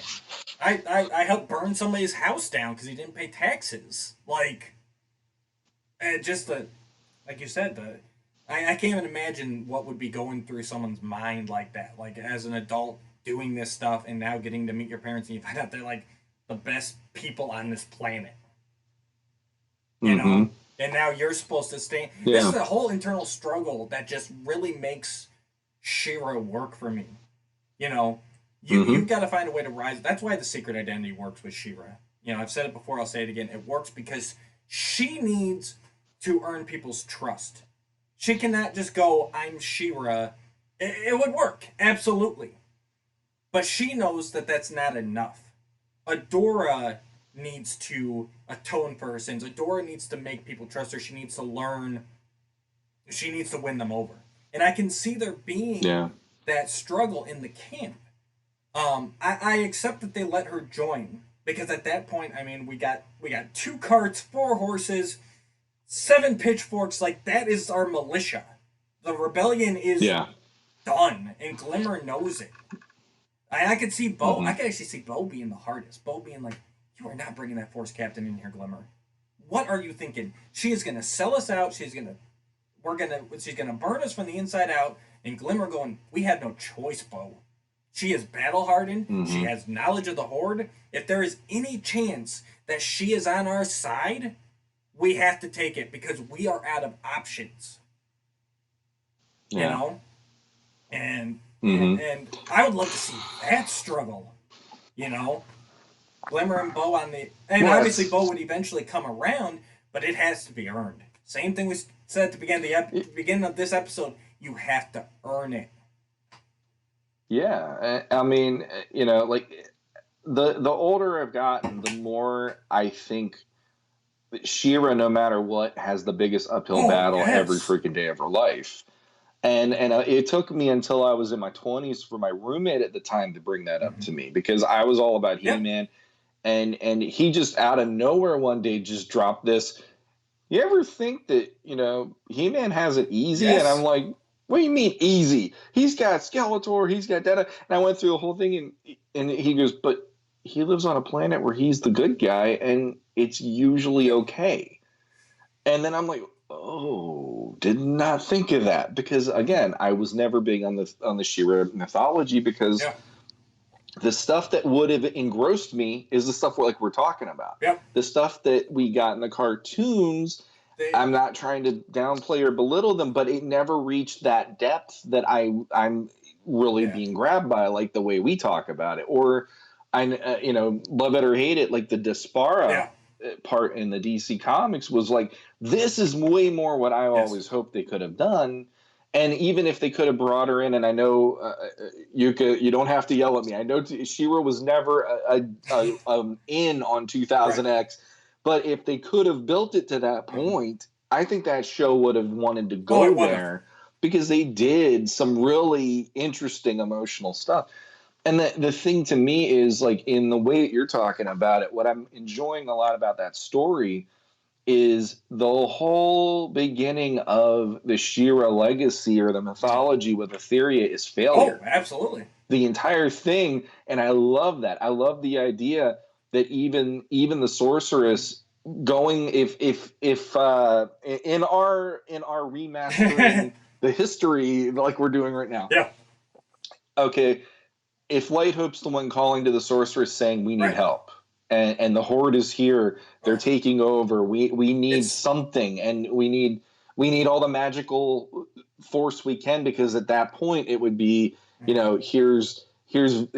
kingdoms, and they have armies, but there's no power that can rival them. And Shadow Weaver being who she is, and And being one of the main lieutenants. and that's who took down Light Hope, by the way. Shadow Weaver and Light Yeah, Hope. I mean, exactly. that's a match made Exactly. in heaven right there. Like Yes, the exactly. darkness versus the light, and the darkness Yes. wins. And Light Hope is Mm-hmm. forced to. And I want to see big old Light Hope. You got the classics figure. I still need to get that classics figure. I want translucent golden armor Light Hope versus Yeah. Shadow Weaver. Oh my God! Exactly. Yes. I agree completely. So you have that battle, him being mortally wounded, and he's reaching out to her through, portals, telepathy, however you want to Right. say it. He's putting that SOS out there into the universe, and Sorceress is like, I don't have, like, at that point there's no He-Man. So it's the whole, I have to do this. She goes over there, she's doing what she Mm-hmm. can, but only she can do so much, because she's Right. limited by her lack of being at Grayskull and everything. I So would it's like assume maybe he's offsetting her power or I would something, assume possibly. Like they work she took the together. crystal with her. I can't think of the name of it, Mm-hmm. but from Origin of Swords, she got that crystal, so she used it. Yeah.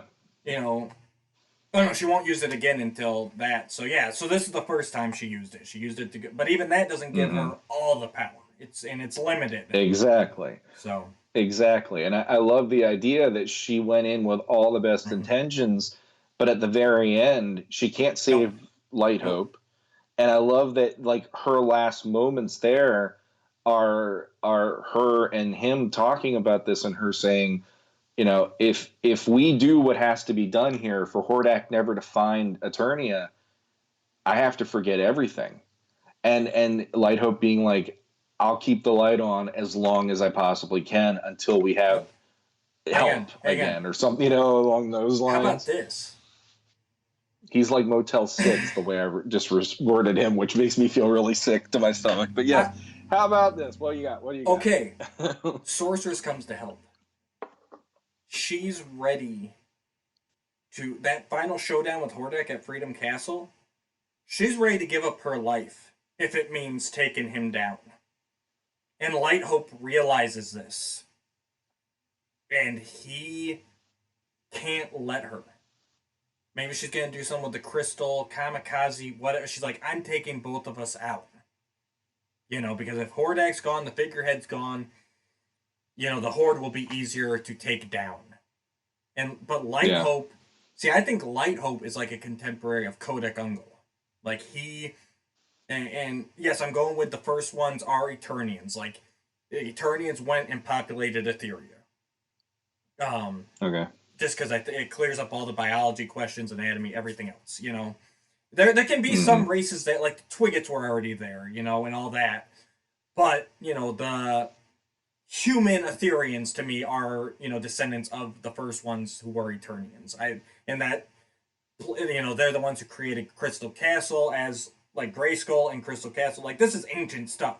Like when Kodak Ungol was young, Okay. she was in charge of Grayskull. Light Hope, Light Hope was even her husband. How about that? But he went on this journey to help. I think they're trying to set up a colony of like they want like a federation, to quote Star Trek. Like they want all these planets to work together towards peace in the universe. Well, they only get as far as Etheria, and then Hordak is like, no, that I'm the one but he's enslaving all these planets. So basically, he wants to put a stop to this. He's like, I don't want peace and love spreading throughout the universe. I want my rules spreading through the universe, So that's what gets his attention on Etheria. Is like they're doing what he's doing, but the good side of it. So that leads to that. Like I said, Light Hope. But by this point, it's in the like I said, Kodak Ungol has already passed on. Light Hope, he's maybe he even had a human form at first. Now he's more the translucent one, like because he's passed on to a higher being, whatever. He's ancient at that point. And so he's like, I can't let. So really, he's reaching out for his wife, and he finds Tilana instead, And Mm-hmm. but anyways, that's oh my god, my mind's going down so many rabbit holes. But anyway, our sorceress is facing off against Hordak. She's ready to give her life, and Lighthope goes, "No, Mm-hmm. I can't." He knows about the swords. That's where I was going with it. He knows about the swords. He knows the twins of power are prophecy to come. He knows, like, she needs to be on Eternia. Grayskull has to have a sorceress. Um, and so during that battle when she's ready to give her life, he sends her back to Eternia, and he shuts it Mm-hmm. down. Light Hope. Yeah, that's what I was That's thinking. where I went when you were Yep. talking. Light Hope says, Yep. "Nope, we're gonna save Eternia. Etheria is lost. We're cutting our losses. Be safe. The twins are coming. Take care of them." Mm-hmm. And Yeah, no, that's exactly where my mind was going too, and but it's like, because he did that right when she was battling Hordak. That's why Hordak gets that reading. mm-hmm. That's why he knows where Eternia is, and then he sets out to finish this. But it could be the Yep. same thing because Light Hope shut everything down. The castle went dormant. It takes Hordak a while to get there, and that gives the sorceress the time to prepare, make bonds with Randor and Eternos, and they're ready for this Mm-hmm. invasion that's coming. And I like the idea that since she's the new sorceress and this is happening now on her Mm. watch, she doesn't have all the Nope. answers.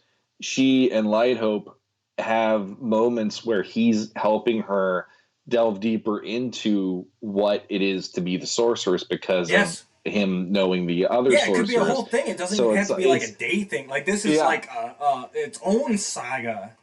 yeah, yeah. Like I'm almost looking at this as like Luke going to Yeah. Dagobah in Empire Strikes Back. This is now like this is the guy who stood toe to toe with her former mentor, who's no Yep. longer, and now she's getting the like concentrated idea of this is how you could do Yes. this. And these are these are the pluses, these are the minuses of what you are, and doing doing all that to make her into the sorceress we know her as when you see her in the original filmation, then, which would be really Yes. cool I'm loving it. because that's always been, for me at least, it's always been a disconnect between you have Light Mm-hmm. Hope, you have the sorceress, and it feels like neither the two paths shall cross in a Yeah. sense, and maybe they did, and I don't remember when it was, but as far as I know, it's like Light Hope to me was always something that it had more of a mystique to it than I felt that they gave Yeah. cred to on the show as often. But then again, I'll always preface anything I say about She-Ra as I don't remember seeing half the episodes, so I could be I wrong. think. Yeah, I But think there were some like I think Light Hope and the Sorceress knew of each other. So yeah, I think mm, what we're coming up with fits. That's the best part. Is it fits right in with yeah, all this. If you take this little dash of UK, a mm, little dash Filmation, put it in the right order, we don't. We didn't even retcon anything there necessarily. We did not mm-mm, contradict anything that has come before. We just kind of connected it in different ways. So, and mm-hmm, that's what I love doing the best. You know that. yeah. Oh, There's a part of me that almost wishes that we could figure out a way of putting Freedom Castle into this, where if Light Hope took her there, she got to see the future, and there's an image that maybe makes her go, "What's this mean?" And he's like, "That's for you to know later." And that's part of the whole. Maybe because yeah. she doesn't know Adam, she doesn't know Adora, but maybe when they're there on Etheria, that's when it, like something along the lines of that's the two of them and the swords are there somehow and they see that and she's noticing there's these swords and da da da da. Well, So when the sword reveals finally, that's just me being extra nutty though. well, So I probably shouldn't have even I was gone gonna say there. Kodak Ungle showed her the swords. So she already knows about them. Um, Well, she does, but I'm just saying that like her knowing those swords and then they're in the hands of these people that she's never seen before. Is almost like she's seeing Adora and Adam later when they're actually in Secret of the yeah, I Sword I think that versus could come. the I don't think you before. need Freedom Castle for that. I think that would come during your training scenes. just light Light hope and Hope, all the that. Like she's Crystal tapping into Castle. seeing the future, the past, and Right. every yeah, Maybe that even whole he, thing. because Gotcha. Yeah. Kodak Uncle never really went into specifics with her. So maybe he's the one who actually sits Mm-hmm. down and like reveals the prophecy or whatever. Like this, and Mm-hmm. then and then that all ties back in. It's like, so then once she's made connections with Eternos, they're building their army. She knows Hordak's on his way. She can sense it. They're building everything up, and then she meets Queen Marlena, and he's like, oh yeah, she's pregnant with twins, and it's like, Yeah. that's, you can, all the lights click in Sorceress's head, and she's like, this is it. And Hordak's on his way right now. Like they're, and that adds another level of, this could be a whole interesting saga with the Sorceress where she's like, it's too soon. Yeah. They're infants. Like she knows it's them. Yep. And then when Hordak takes Adora, that's a huge loss. After everything. Light Hope saved me, sent me back. All I had to do was keep the twins safe, and I didn't. I actually see, like, I would have loved ending that storyline. I'm getting kind of chills thinking this. I love the idea.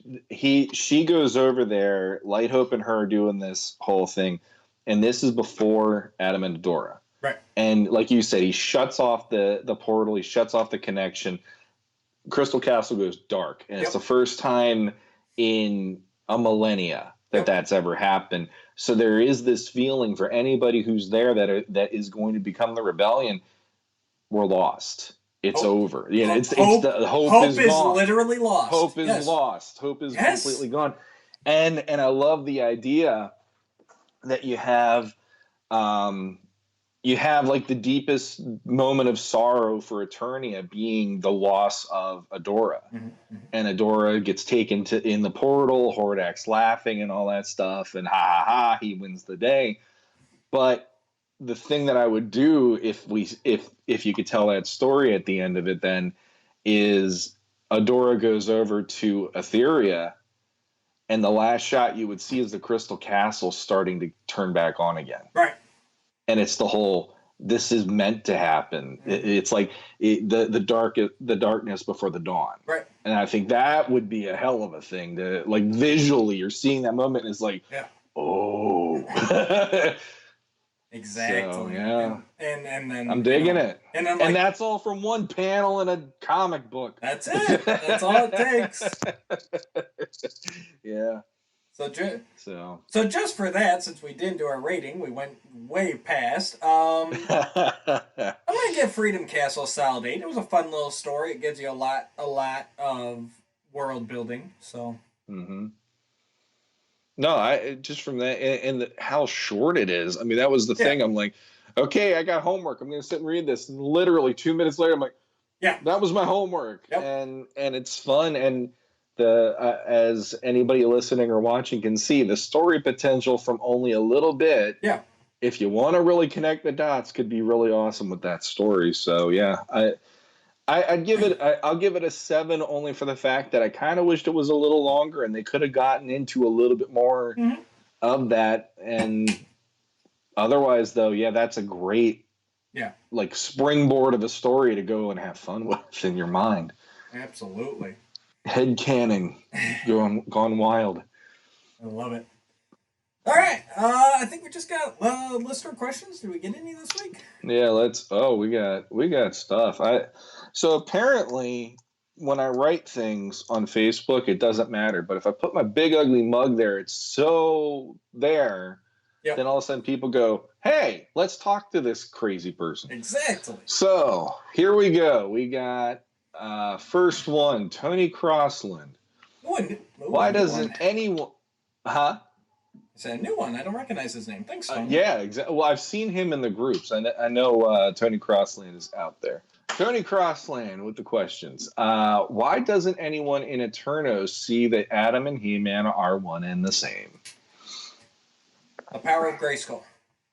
I knew you were going to say that. When I see, my take on it is going to always be 2000X, and that's what Tony said. The same thing. He loves the 2000X treatment of Adam and He-Man. I assumed he's talking about Filmation, obviously, because 2000X. That's obvious. They're and they're obviously different, yeah. Right, But yeah, it's the Clark Kent Superman. It's the way they act, the way they carry themselves. It would have been nice to see a little bit more of that in Filmation. Maybe Adam even just like a little shorter or slouched shoulders or whatever. You know what I mean? Like Mm-hmm. Clark Kent at the Daily Planet, you know, with the suit on and everything else, and he just got a little way of holding himself that's not Mm-hmm. Superman esque. I would have liked to see a little bit more of that. And if you do dig back, Filmation originally wanted to do the 18-year-old slender Adam into a adult muscular He-Man. It was all cost cutting to be able to just use the same, Yeah. build basically. Because I mean, it's still different, but I'd say it's all personality. It's all I mean, and they did change the hair color. I mean, and my biggest thing in Filmation is there's not anything to make you go secret. There should be a secret identity. Like you go into DC, Marvel, all that. There's all these superheroes. They're literally wearing masks. So Mm-hmm. people go like, okay, Superman's got to have like an everyday identity. Spider Man obviously does because he's wearing a mask all the time. You know, Yep. besides He Man, and you could say She-Ra down the road, nobody else transforms. You know, people are used to on this world that there are just powerful individuals, or the ones that are supplemented by technology, like Mechanic. Mm-hmm. So, what in your mind after growing up with you spent your whole life around Mechanic, Fisto, Ram Man, you know, enemies like Spikor and Trapjaw and Merman. So then this big muscle bound guy comes riding in on Tiger one day. What in your mind would go, I wonder who he really is? You know? It just, And I always felt Filmation never real like I always felt like it was just a given. And so us as the viewers, we are the ones more questioning that other than like right, I guess the only person you could really go to is like Tila doing the whole why can't you be more like He-Man yeah, and all that kind of stuff to Adam. And they'll have every now and then, why is it you're never in the room when, but right. And that's that's, more of them playing on our knowledge of Superman and characters of that and sort, I could, in that way. and I could see that eventually, yeah, eventually it's going to go, how come the prince has never been with He Man? Like, that's the biggest thing there. But again, only the people closest to him, Tila, Man Arms already knows, the king and the queen, which the queen figured it out, you know. Mm-hmm. But that inner circle is the only ones who even stand a chance of thinking that way. Like Yeah. Fisto's not even in the palace every day. Mm-hmm. He spends 5 weeks out on the road hunting dragon's eggs. You know, Sure. for all he knows, they have met. I mean, obviously they've met. He's the prince. He had to have been. Yeah, that one time I made it to a coronation that He-Man was at, they weren't there together, but Adam was probably with some floozy in the bushes. I mean, Well, to me, you have to attack that first. Is why would anyone even think about it? Because in the world of Eternia, you wouldn't. they did in the one golden book, and I cannot remember the name of it, but I've read it to my kids just last year, where Orko plays like he's Adam in Yeah, order to save the identity. And that was something that I think was a missed opportunity in Filmation, that they should have been playing that up a lot more so it does cover yeah, Adam being who, he's doing his secret identity and all that stuff. And they even did it in one of the movie scripts that I read when they were going through all their various scripts where, yeah, yeah, Orko was like a stand-in for Adam to help cover for He-Man when he was needed and stuff. yeah. And I'm like, why couldn't they have done that more often? Because Orko, if I, he could have done that once, it shows he had the ability, and then he's less messing up other yeah. things using his magic in other ways. I think they did it in the newspaper strips too. And again, I Mm-hmm. don't think it needs to be like constantly, but yeah, once in a while to throw Yeah, Tila and basically again just that inner circle, get Tila off the set. You know, exactly. Yeah. so yeah, that's the biggest thing for me. It's you're questioning it with your real world logic. You're comparing it to DC Marvel, but this is a whole nother universe where only one person And it's not even a mask, it's a transformation. Just like anyone who Mm-hmm. saw the Hulk would never be like, to me, he's not as big at, into, well, who is the Hulk really? No, the Hulk is just Yeah. this monster. The Hulk. The Yeah. Hulk. Whereas Spider-Man rolls up with his mask on, Daredevil with covering his face, like, okay, there's a person underneath that, and they're obviously concealing their identity. Yeah. So Yeah. that's the biggest thing to me. But yeah, I think definitely you could use Orko to, and he has been used here and there. Filmation never did it, but they did do Quest for the Sword. They had Orko and Man at Arms. I think it was Quest for the Sword. They had him at the end of it. They go, "Oh yeah, you just missed He-Man. He was just here when Adam was standing there." And Mm-hmm. they lied to her. But I mean, well, technically they didn't lie to her because He-Man was just here because Adam just Yeah. transformed back. But Yeah. they did do that kind of stuff once in a while. And like I said, for the rest of the general population, I don't, even the rest of the heroic warriors, I really don't think it's even a thought that would enter their minds. Mm-hmm. All right. So our next question comes from David Clark. David. Check out Council of the First Ones podcast. They got some okay hosts. And then there's that one guy. Well, I don't know why the hell he's on two shows. What the hell's wrong with him? Don't talk about Kelly like that. Yeah, well, so David's question actually ties into what we've already been talking about through the whole episode. How would the story play out if Hordak had stolen Prince Adam instead of Adora? I've thought about this before. So have I. Honestly, I don't think too much different, really. The main thing I think it would change is the inner circle of the Eternals Palace. And my big thing is, I've always thought that Teela and Adora would kind of have a standoffish relationship. And I'm not sure exactly why, but I think there'd be a little bit more conflict between them. Even more so, like, because at the end of the day, I think Teela would always rag on Adam, but she really wants him to succeed. If anything, she's frustrated by his lack of competence and reliability. Yeah. But I guess because I see, and maybe this is because I still see Adora kind of as a Force Captain Adora. I see Adora not hiding her secret as much. Like, I see Adora trying to prove herself. Maybe because princesses are supposed to be more, matters of court and the, dresses and everything else. And Jasmine would be a good parallel to what I'm thinking Adora would be, as raised as an actual princess. Like, she's being told, we have to find you a prince. We have to, you gotta take care. He will be your king. And she's sitting here going, well, why can't I just be the queen? Like, why do I need, you know what I mean? Like, I think she's still gonna be very battle ready, very proving herself that she can do anything anyone else can do. And I think that would lead to her and Teela being more competitors. Like, I see Adora being like, why'd you put Teela in charge of the Royal Guard? Can't I be in charge of the Royal Guard? And, I see the king and queen's relationship being more strained with Adora because of that. Like, they're like trying to get her to be the perfect princess, and she wants to go save her world. Or to fight Skeletor and help, not save her world because we're in control on Eternia, but, she wants to help defend her planet.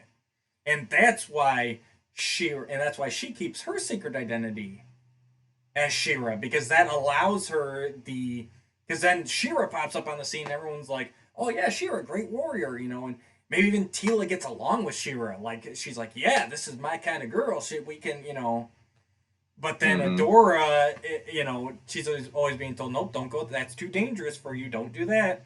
Coupled with, obviously, the loss of Adam as an infant, they're really going to be protective of her. So Yeah.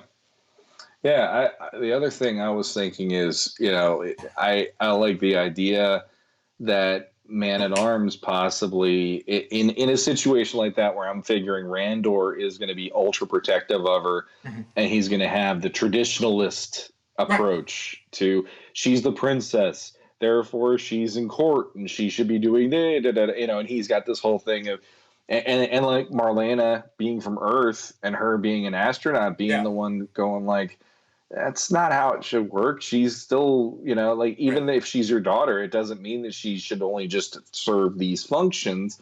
Good point. I didn't even think And about that. Yep.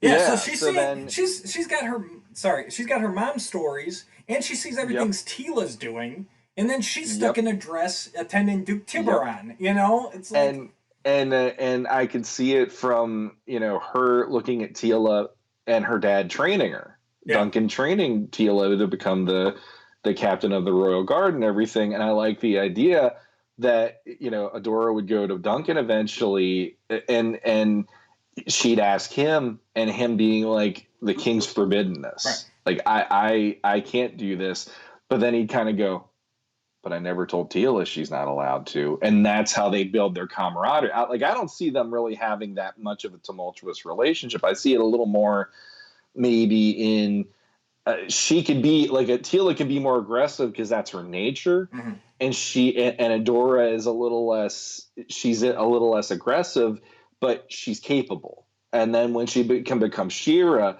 then it's like, now it's on. Let's do this, because she can do it in a right. way where it's not her as Adora being the face of the kingdom. And she It's now I'm this Valkyrie like warrior who's able to come in on a freaking Pegasus and kick yep. some ass. And now, but Spirit is an Etherian horse. No, well then, so She would okay, be if we switch it, riding. she'd have Battle Cat. I think Which she. that would be pretty. I darn think sweet. she would have Battle Cat if she was on Eternia. She That's would. that's She good would call. be in Good the call. tar swamp. She would find Cringer. Mm-hmm.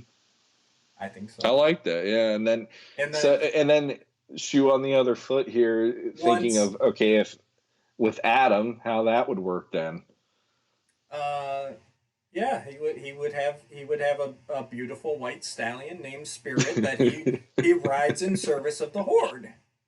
Yeah. Absolutely. And maybe I'd probably change up the armor a bit, Mm-hmm. because I think Battle Cat's red armor, really goes with He-Man's aesthetic. Mm-hmm. So gives when Adam transforms for the first time, once Adora comes across and finds him and saves him, um, then Swiftwind's got this kick-ass red armor, probably like red and white. I don't know. You're the color guy. So, the wings would probably be colored differently too, And I think Battle Cat would have that like a nice blue armor, kind of like Swiftwind's saddle, maybe even the gold like of Swiftwind's horn and stuff.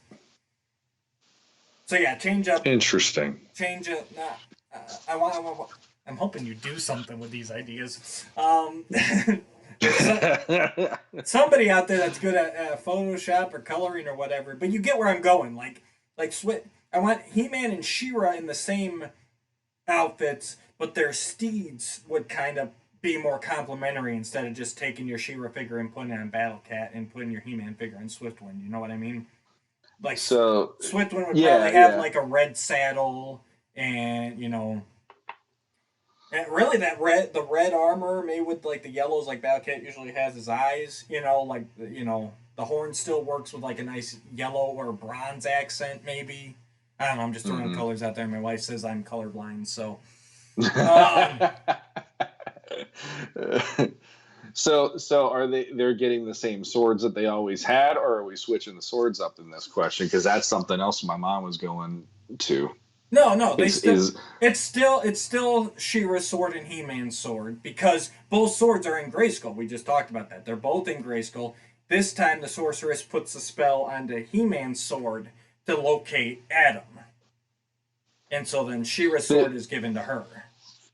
the thing about that makes me question it though is the fact He-Man then and Adam are going to be doing the redemption arc that She-Ra and Adora would typically do, Right.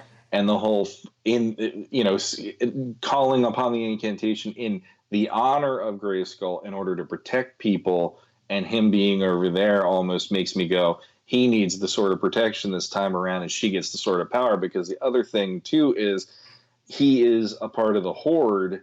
And that automatically would make me, if I was She-Ra taking the sword over there, I'd be scared to death of giving him something called the Sword of Power when he's already in the power play position, being a Horde member, them being the ruling tyrants, and they already have all that power.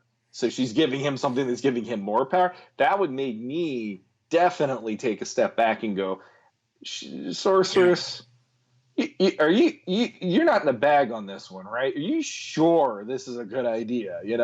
So I almost would do, she gets the Sword of Power in this case because of Eternia and the power play there with Skeletor, because she'd be fighting Skeletor if it's swapped. Okay. He-Man would have to fight Hordak.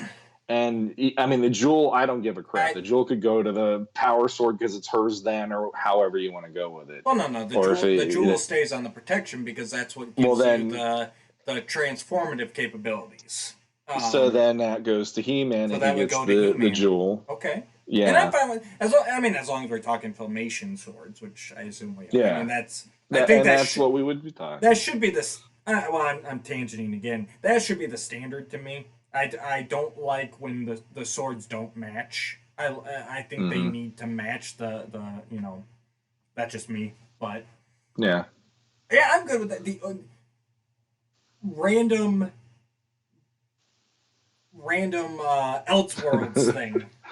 Yeah. Okay. I agree with you with what you said. For this continuity we're talking about, where just Adam and Adora are swapped, and Adam's trying to free Etheria, yes, the swords should switch. Mm-hmm.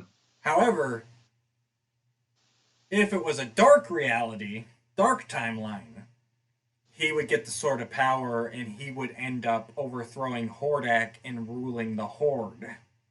Mm-hmm. And then She-Ra would have to stop it. More kind of like Eternity War did with King He-Man.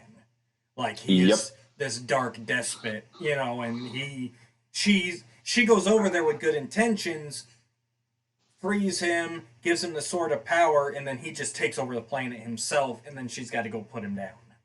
Well, that's the darkest timeline.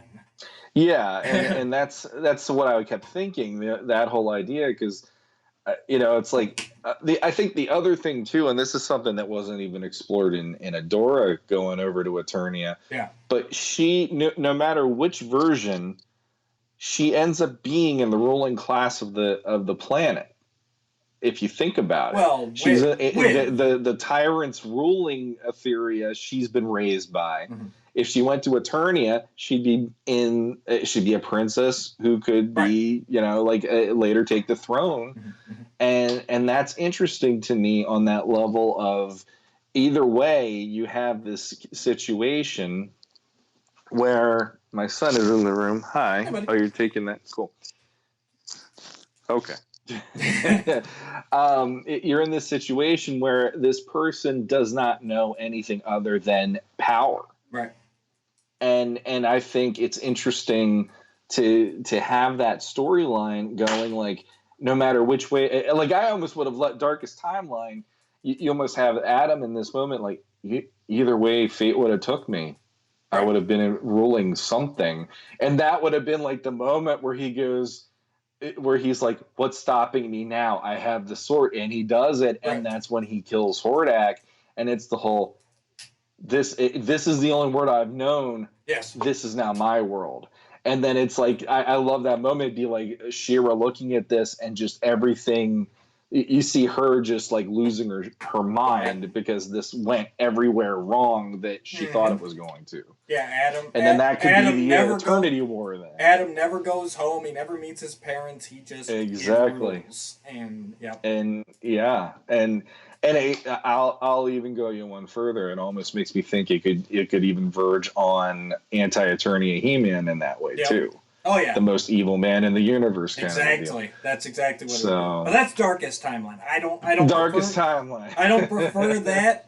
I think, but that would be a good Elseworld story. It would be. I would literally be on the edge of my seat reading that Right. because that would be really cool. And honestly, So I would end it with Adam controlling the universe, Adam winning, and basically succumbing to all the darkness and becoming yeah, Anti-Eternia He-Man. That would be the last panel. As everything Eternals is in waste, he controls Eternia, Etheria, and the power just completely corrupts him and turns him into that mm-hmm, black, red-haired monster.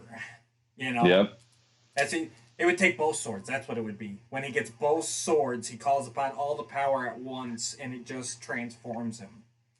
yep, And I and that's honestly wouldn't even mind that He-Man breaking into the actual timeline and getting your He-Man versus Anti-Eternia He-Man that way. That would be a better story to yes. me I than was just gonna Multiverse say it. was. I was gonna say, and at the end, better story than Right. multiverse.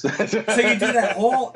That'd be awesome as a comic. Do that whole Elseworld story, yeah. all leading up to that. You think it's leading up to it's like, oh, what if Adam and Adora are switched? And you're thinking like we started off with, which I like that idea too, and I like the idea of He-Man redeeming Etheria. That's my preferred.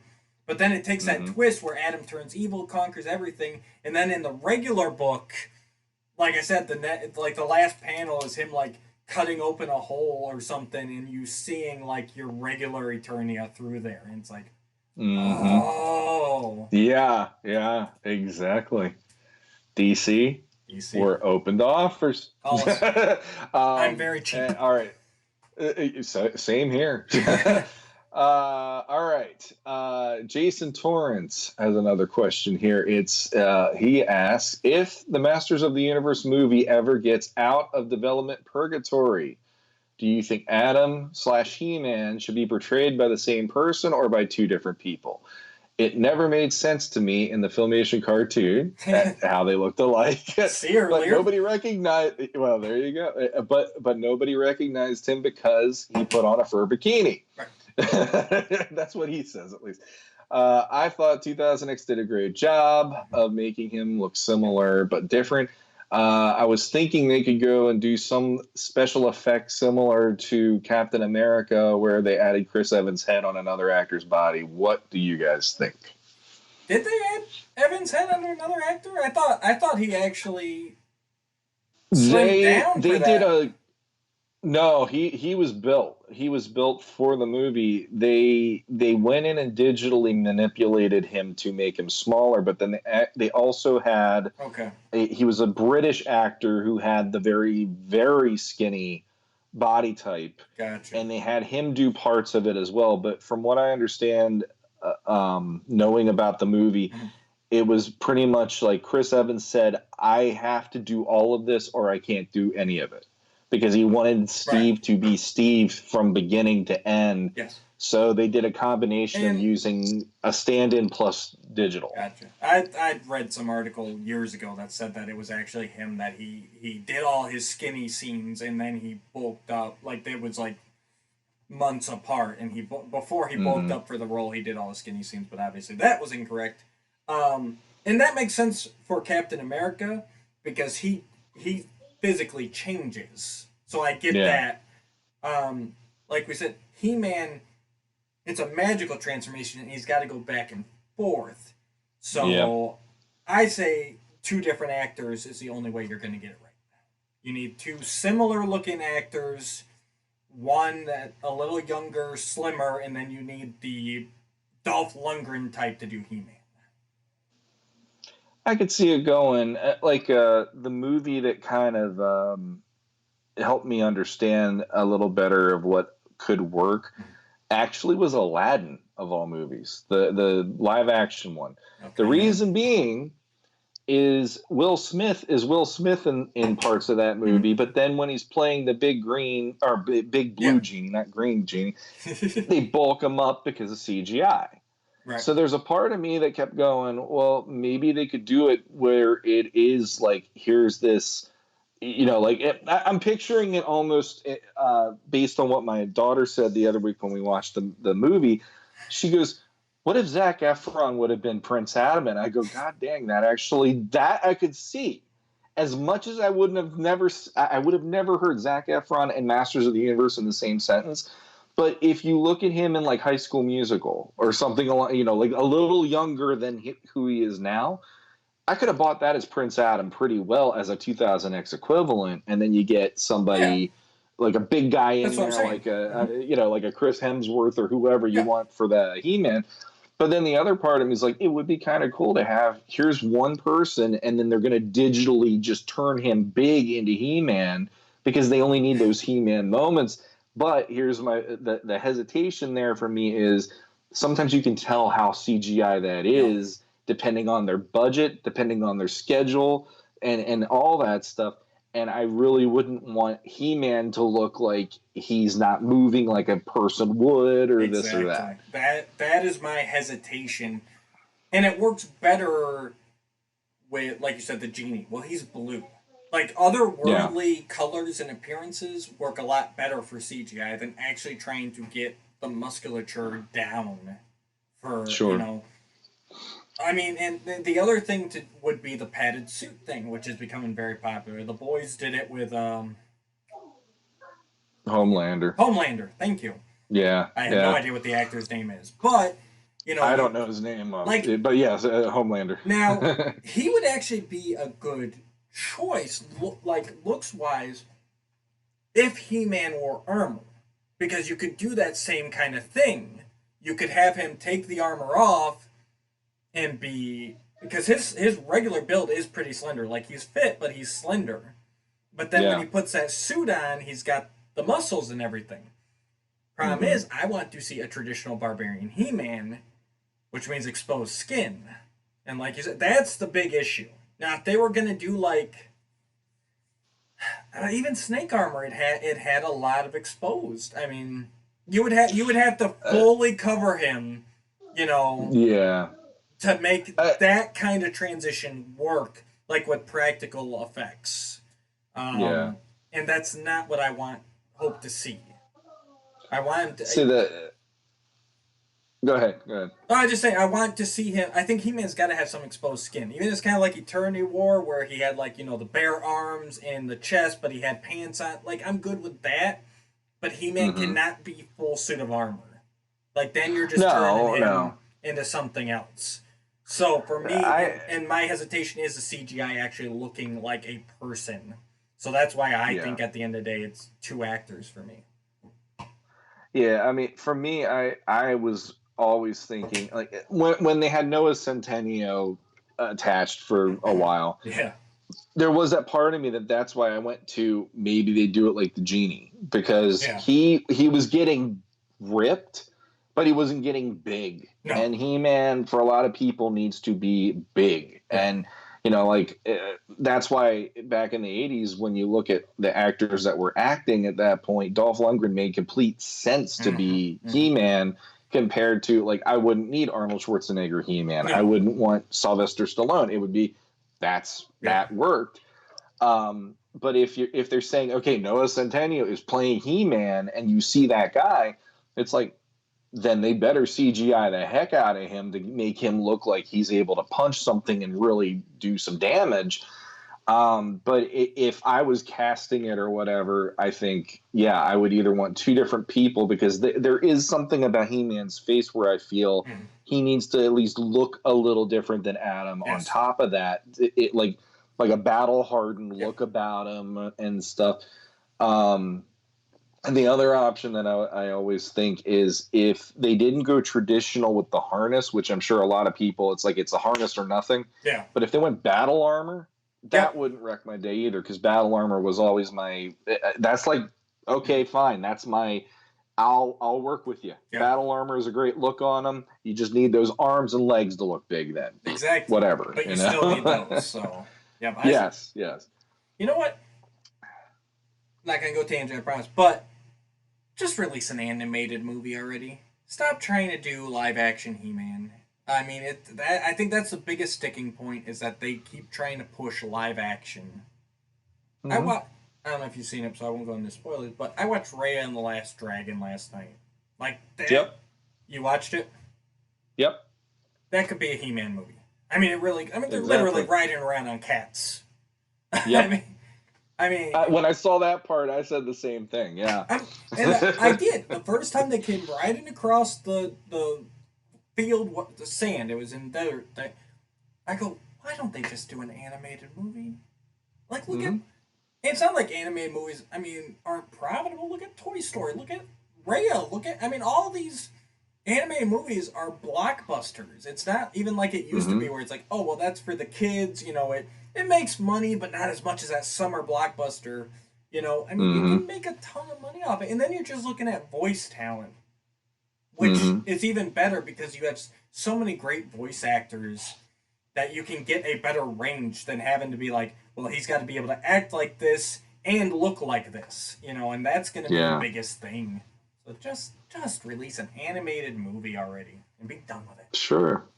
Well, I honestly think Eternia and everything about this world they've created from the 80s Yeah. going forward, it's like you might as well just go there. For the budget alone, Right. the budget of creating a live action version of this, you could have already made probably two Yeah. animated versions and have them be amazing instead of one that might be mediocre that you're going to have the fandom already divided because of whoever you cast as He-Man Yeah. and whoever's cast as all these other characters And too. Skeletor. I And mean, you're going to try. exactly. You're the same thing. It's either going to be CGI, which could be good, could be bad, or it's going to be practical effects, which I liked Langella's Skeletor. It worked for the time, but you've still got people who can't get past that in '87. You know, Yeah. so Yeah. I know, I agree. I, It's the way to go for me. it's always going to be the whole it gives credibility to have a live act. I mean, the Marvel movies have already proven doing things in live action can build a bigger audience than you ever expected, because when Yeah, I went and saw Iron Man in the theater, I was one of those guys at the theater going, I know this stuff better than most of the people here. right. And now it's like boom, this explosion of all these people that know everything there is to know about the live action versions and stuff, and it brings a certain amount of credibility. But for me, I'm like, I don't really need live action He-Man because there's no guarantee that's going to make it better for me Right. at this point. It's more just give me something new in a way where I'm excited to receive it compared to let's just rehash everything. Yeah. So we got two more. I think two more. Hang on. We got might be one more after that. R.J. Clark, though. What's up, RJ? Actually, no. There's two here. R.J. is the first one. R.J. Clark, is Randor truly the king of Eternia, or is it just what those in his kingdom claim? What would the other emperors, kings, dukes, etc. think of his claim? Do you think it's truly legitimate, or is there an Eternian civil war brewing? No, there is no civil war brewing.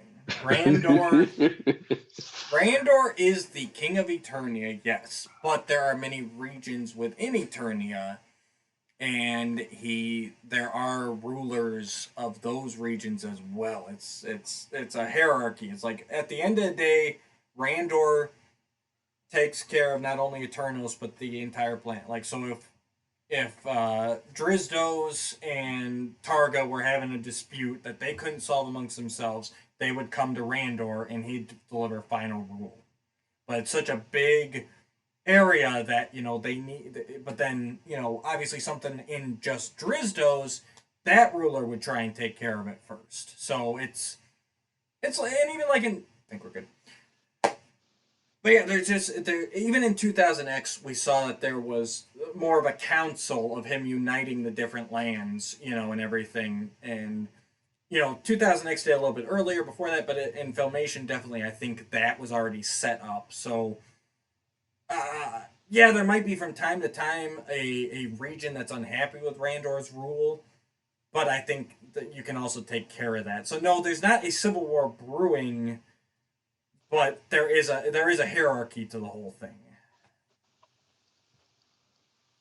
I'm not going to touch that because I think you handled it well. But it would be kind of cool to actually have like an Eternian Civil War of some other reason than just Skeletor doing something. Yeah. And that idea is interesting, but I really don't know how I'd want to see it executed Well, I think in a different way. I will say I think you would see like a ruler or something. Like there might be a city that tries to usurp Randor, but Yeah, I don't think a full blown Eternian civil war. I don't think there's that much discontent, or if there yeah, is, it's something that can be solved. Like yes, this, and hmm I'm sure there wasn't Filmation. Nothing's popping in my head, but I'm sure there were some areas that were like, we should be ruling, not Randor. But then maybe it's a hmm dispute or what. But it can be solved, is what I'm saying. It's hmm not. It's not the point of like we are splitting off from the Eternian Union. Like we're all in. yeah, There might be a pocket here, a pocket there.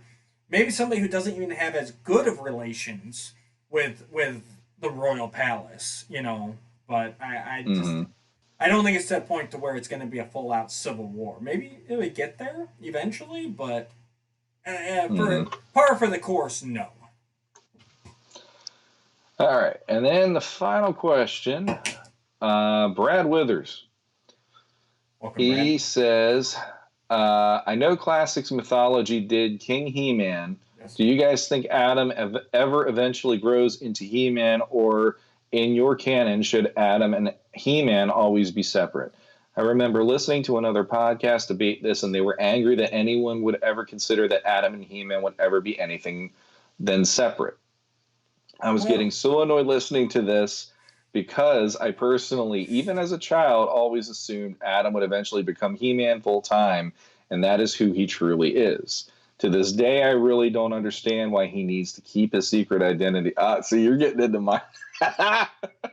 Slowly, he's getting you into the levels, and then you're like, no, this isn't how it works.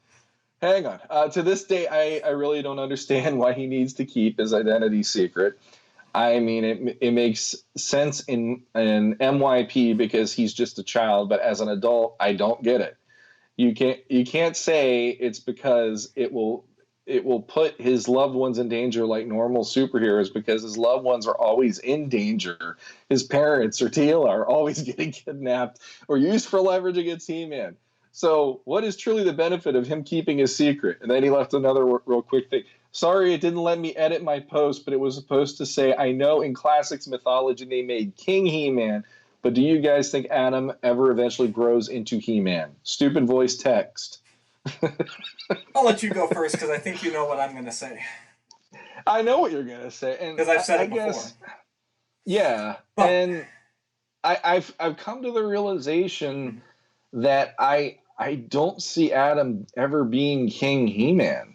I think as an adult, because I think it's the call to arms thing, but at the end of the day, he always wants to become Adam again. He does not need to be He-Man full time. The only full time He-Man would be the Savage mini comic He-Man to me.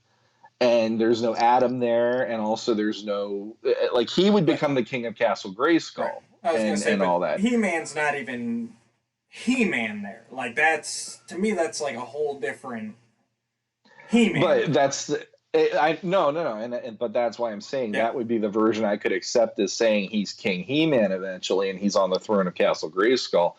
But I always see it with how Filmation grounded it with family. It would Yep. always eventually just be Adam would become King Adam, and he would maybe turn into He-Man as needed, Yep. but then it would maybe be a difference. I don't think he'd do the secret identity maybe then in like a whole like once he becomes a king, it would be if you it's the whole idea of I'm a peaceful king, Mm-hmm. but if you want to go to war with me, I have the power. And Right. it's like that would be his line in the sand moment there.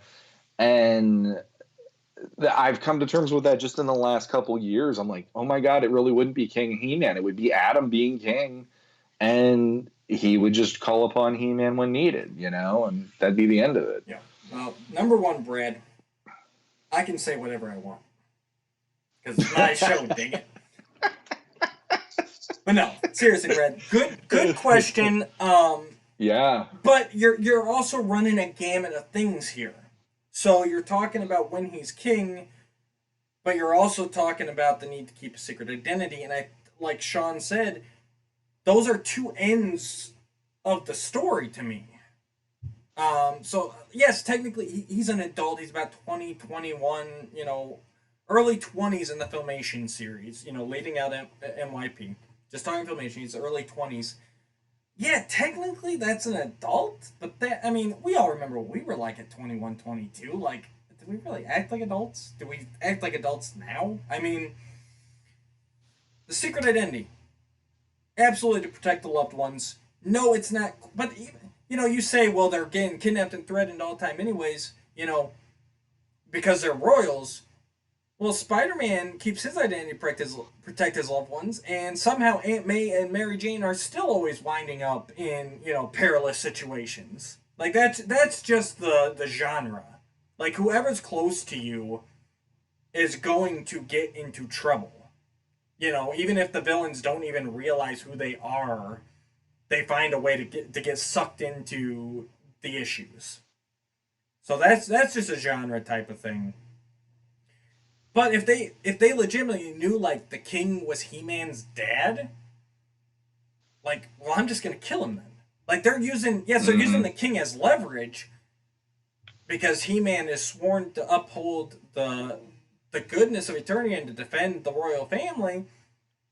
But Skeletor, if he knew that he could deal that psychological blow of killing his father, he wouldn't hesitate. Forget the leverage. I'm gonna break him. You know. Mm-hmm. So he does it. Yes, there is an aspect to protect his loved ones, but I've said it before. That's not even the biggest thing. The biggest thing is he needs that time to be Adam. Eternity War. I'm telling you guys, read Eternity War. It really dove into this kind of stuff of what happens. Absolute power corrupts absolutely. If you're just going to stay powered up the whole time, you are going to go down some dark paths. It leads back to that darkest timeline we discussed. To me, that's where it is. You've got to keep your humanity.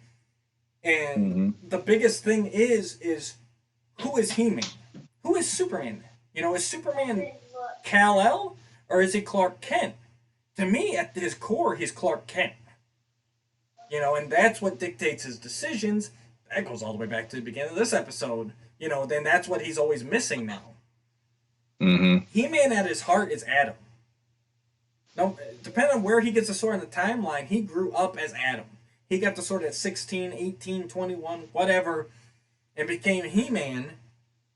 But inside, and he plays that part. He plays the warrior, but inside he is Adam. How his dad raised him, how Man-at-Arms trained him, all that is what comes out. Yes, he hides it as Adam. He's playing the part as Adam, but the true Adam is at his core. And I mean, and you say, why do we need to keep them separate? We don't. Because He-Man is Adam. That is the true Adam, is He-Man. How he acts, how he thinks, how he talks. That's Adam. He keeps up the charade of the carefree Prince Adam to keep that identity. And yes, at the end of the day, his secret will come out. When he is king, people will know that he's He-Man. And he will change into He-Man still when the time comes, when he's needed, when they're going to war. I 100% agree with that. But that's down the road. But he still will not be King He-Man. He is, and always will be, King Adam. Adam is the rightful heir to Eternia. Adam is the heart and soul of He-Man. That's who he is. It's not about keeping them separate. It's embracing that He-Man and Adam are one and the same. And all the best qualities of both are what is Adam. Adam can still be that carefree, goofy, make Tila laugh, have some fun. And when the time comes, he is that battle-hardened warrior that makes the right decisions and is willing to put his life on his line for his people. That's both Adam. And that's the key. And that's what classics messed up for me. Because they acted like you're saying here, like, oh yeah, he finally became He-Man permanently. And it's like, no, that's not who he is. That's even why New Adventures it was weird for Yeah. me based on that concept in some ways. I here's the thing. I've said this a couple times in different places with fans and with people that love Masters, but part of the line that is weird to me is when you start off in the beginning of the line, 1982, 1983, pre-filmation, you see He-Man on the shelf. Yep. You see him on the pegs, and he's the guy that this whole thing, him and Skeletor, everything revolves around them. And when I was a kid, the minute that they did the transformation sequence on the show, Yep. had me completely confused because yes, they did do it previously with the LP, which has the greatest theme song known to man. No way, shape, or form that is not the greatest thing I've ever heard in my entire life. But what it did though, in this really weird way, is it minimized He-Man to me then, because now He-Man is only relegated to being an answer versus being his own character, which is I think why why Brad feels that way, and I felt that way plenty of times since Filmation, because I have not been the biggest fan of magic in storytelling because it always was this Deus Ex Machina thing that usually, well, how did it happen? Magic did it. Boom. Right. And, it's like, somebody who was not the biggest fan of that, and then to go, so wait a minute, one of my absolute favorite characters is actually a magical construct. That sucks because that is magic did it. And it bugged me when I think how Filmation does it. And granted, would I want to change any moment on that show where you hear the theme kicking in and you hear John Irwin say by the power of Grayskull? No, because it was a huge part of why this is still resonating to people, that moment. Right. But it really, to me, does take something away from just the character He-Man, because deep down that's not really a character. That is a facade of magic that Adam uses in order to save the day, accomplish whatever mission, goal, or help anybody in danger. And it's like that kind of it diminished him in a certain way, and that's kind of why my favorite still is the Savage version, because it's at least he's a character, he's his own person, and also that version of him would not give a crap about having a throne. Right. That version of him is just, let me get out there and just fight things that are doing bad things to other people, and I like that version as a kid because I wasn't the strongest kid. Mm. So having somebody out there who was like, I got your back, these guys giving you trouble, I got this, and he'd come in and be that guy. And I think in Brad's case, and probably RJ, because I know RJ and I really are eye to eye on a lot of what we love about Masters, and it is like that I think was definitely, that and Orko for me were definitely two of the things that made me go, I'm not completely on board with how Filmation is doing this, although Filmation did it and that's their take, and now everybody has that as this is the pop culture version of it. But then, like part of why I can embrace the movie is we don't have to think about Adam being in the picture. Yeah. He's just He-Man full time. Let's watch him go into battle now. Let's see what happens. So I can see why he feels that way completely. Me being who I am, I get it. Yeah. And I'm still not a fan of the incantation turning him into a magical construct to do what he does. Yeah. But at the end of the day, there's also like I also will give credence to, it does work to have Adam in the play too, because that's his heart and that's his soul, I completely agree with where all you guys are coming from, and I get what you're saying, but you hit on the key right there. So if you view He-Man and Adam as two separate characters, that's where the issue is. To me, like I said, I don't. Adam and He-Man are the same guy. It just, what parts of his personality he's allowed to show and allowed to do. That I think that's the big disconnect, and it occurs with those guys who, and I'm not downgrading the opinion or anything or dissing you guys for thinking that way. I get it. All you guys that knew the Savage storyline first, I completely understand why it would appear that way. But I think that's the big thing. If you stop viewing Adam and He-Man as separate characters, I think that's what strengthens it. I think that's what you've discovered the past couple years. Exactly. And one quick follow up to that is for me, that's why an episode like Power of Grayskull, MYP, it resonated more because here we have this, like I said, he's a magical construct, but when you see this is the person that started the ball rolling for Adam to actually call upon that power and become who he becomes. I don't care what the argument is about how he got the power and all, because that I still say yes, I can see the arguments of why that didn't work for the people that didn't like King Grayskull. But having there be a source to start the ball rolling for him to become this, and the look that he has, and adapting that look from Grayskull and becoming He-Man, okay. Right. You know, like, so in that way, it was I could actually accept that for the first time in 20 years when I finally saw that episode. I like it. So, yeah. Great questions all around. Yeah, thank you. I'll put my ugly mug out there more if that's what happens here, because that was great. And so I've got a question for you. Uh-oh. From my wife. Uh-oh. And we are going to hop over to Patreon to talk about it. So, guys, if you want to know what the question posed by my wife was, then you got to jump over to Patreon. So we'll see you over there. Links down below. I'll talk about it a little bit more in a minute here as we wrap up. But check us out over there. I appreciate the support. All right. Did I lose Sean? No, he's just nope, I'm here. Really still. Okay. Yes. All right, so that was all the questions. Yeah. All right. Anything you got to wrap us up with? Oh, I've said tons. We have. I just all over the place. Thank you to everybody on Facebook that threw questions out to us, and don't be afraid if you have questions and comments next time. We also have the Gmail address. Yep. What is it? I know Matt knows it by. Is it LOG85 or is it LOG Podcast 85? Oh, Sean, you're just. Was that right? No.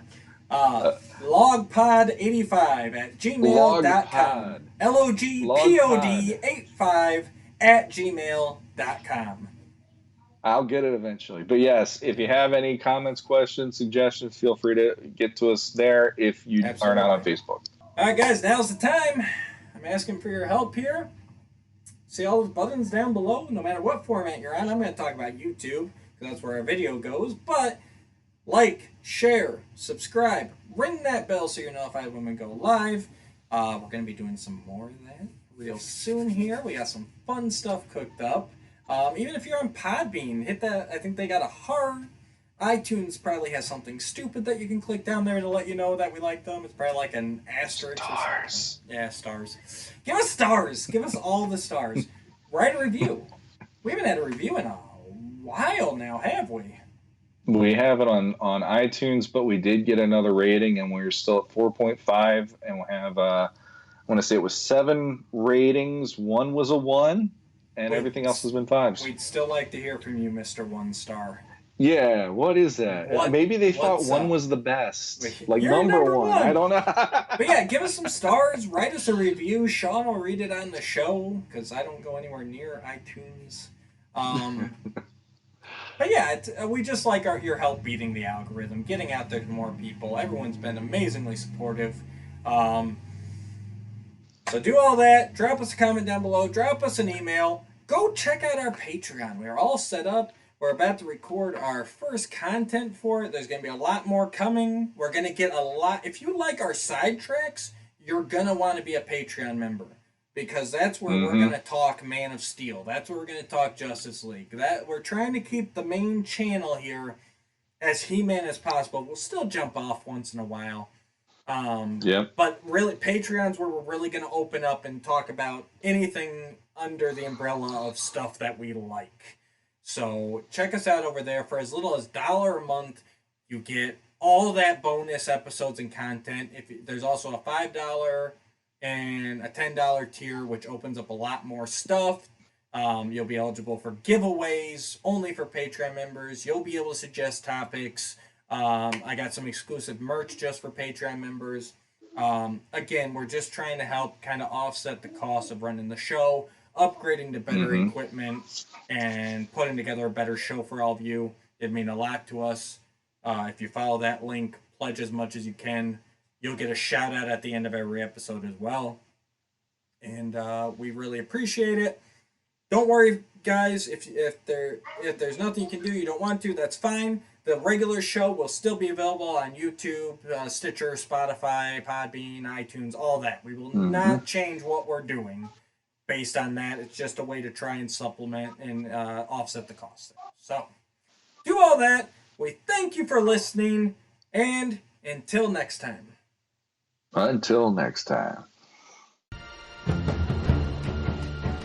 Oh, come on.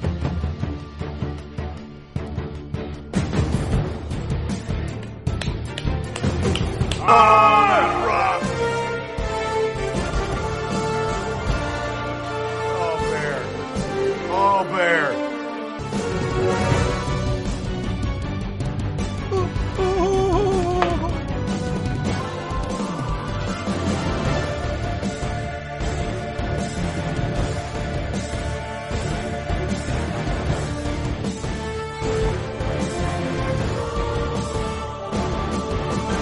Oh!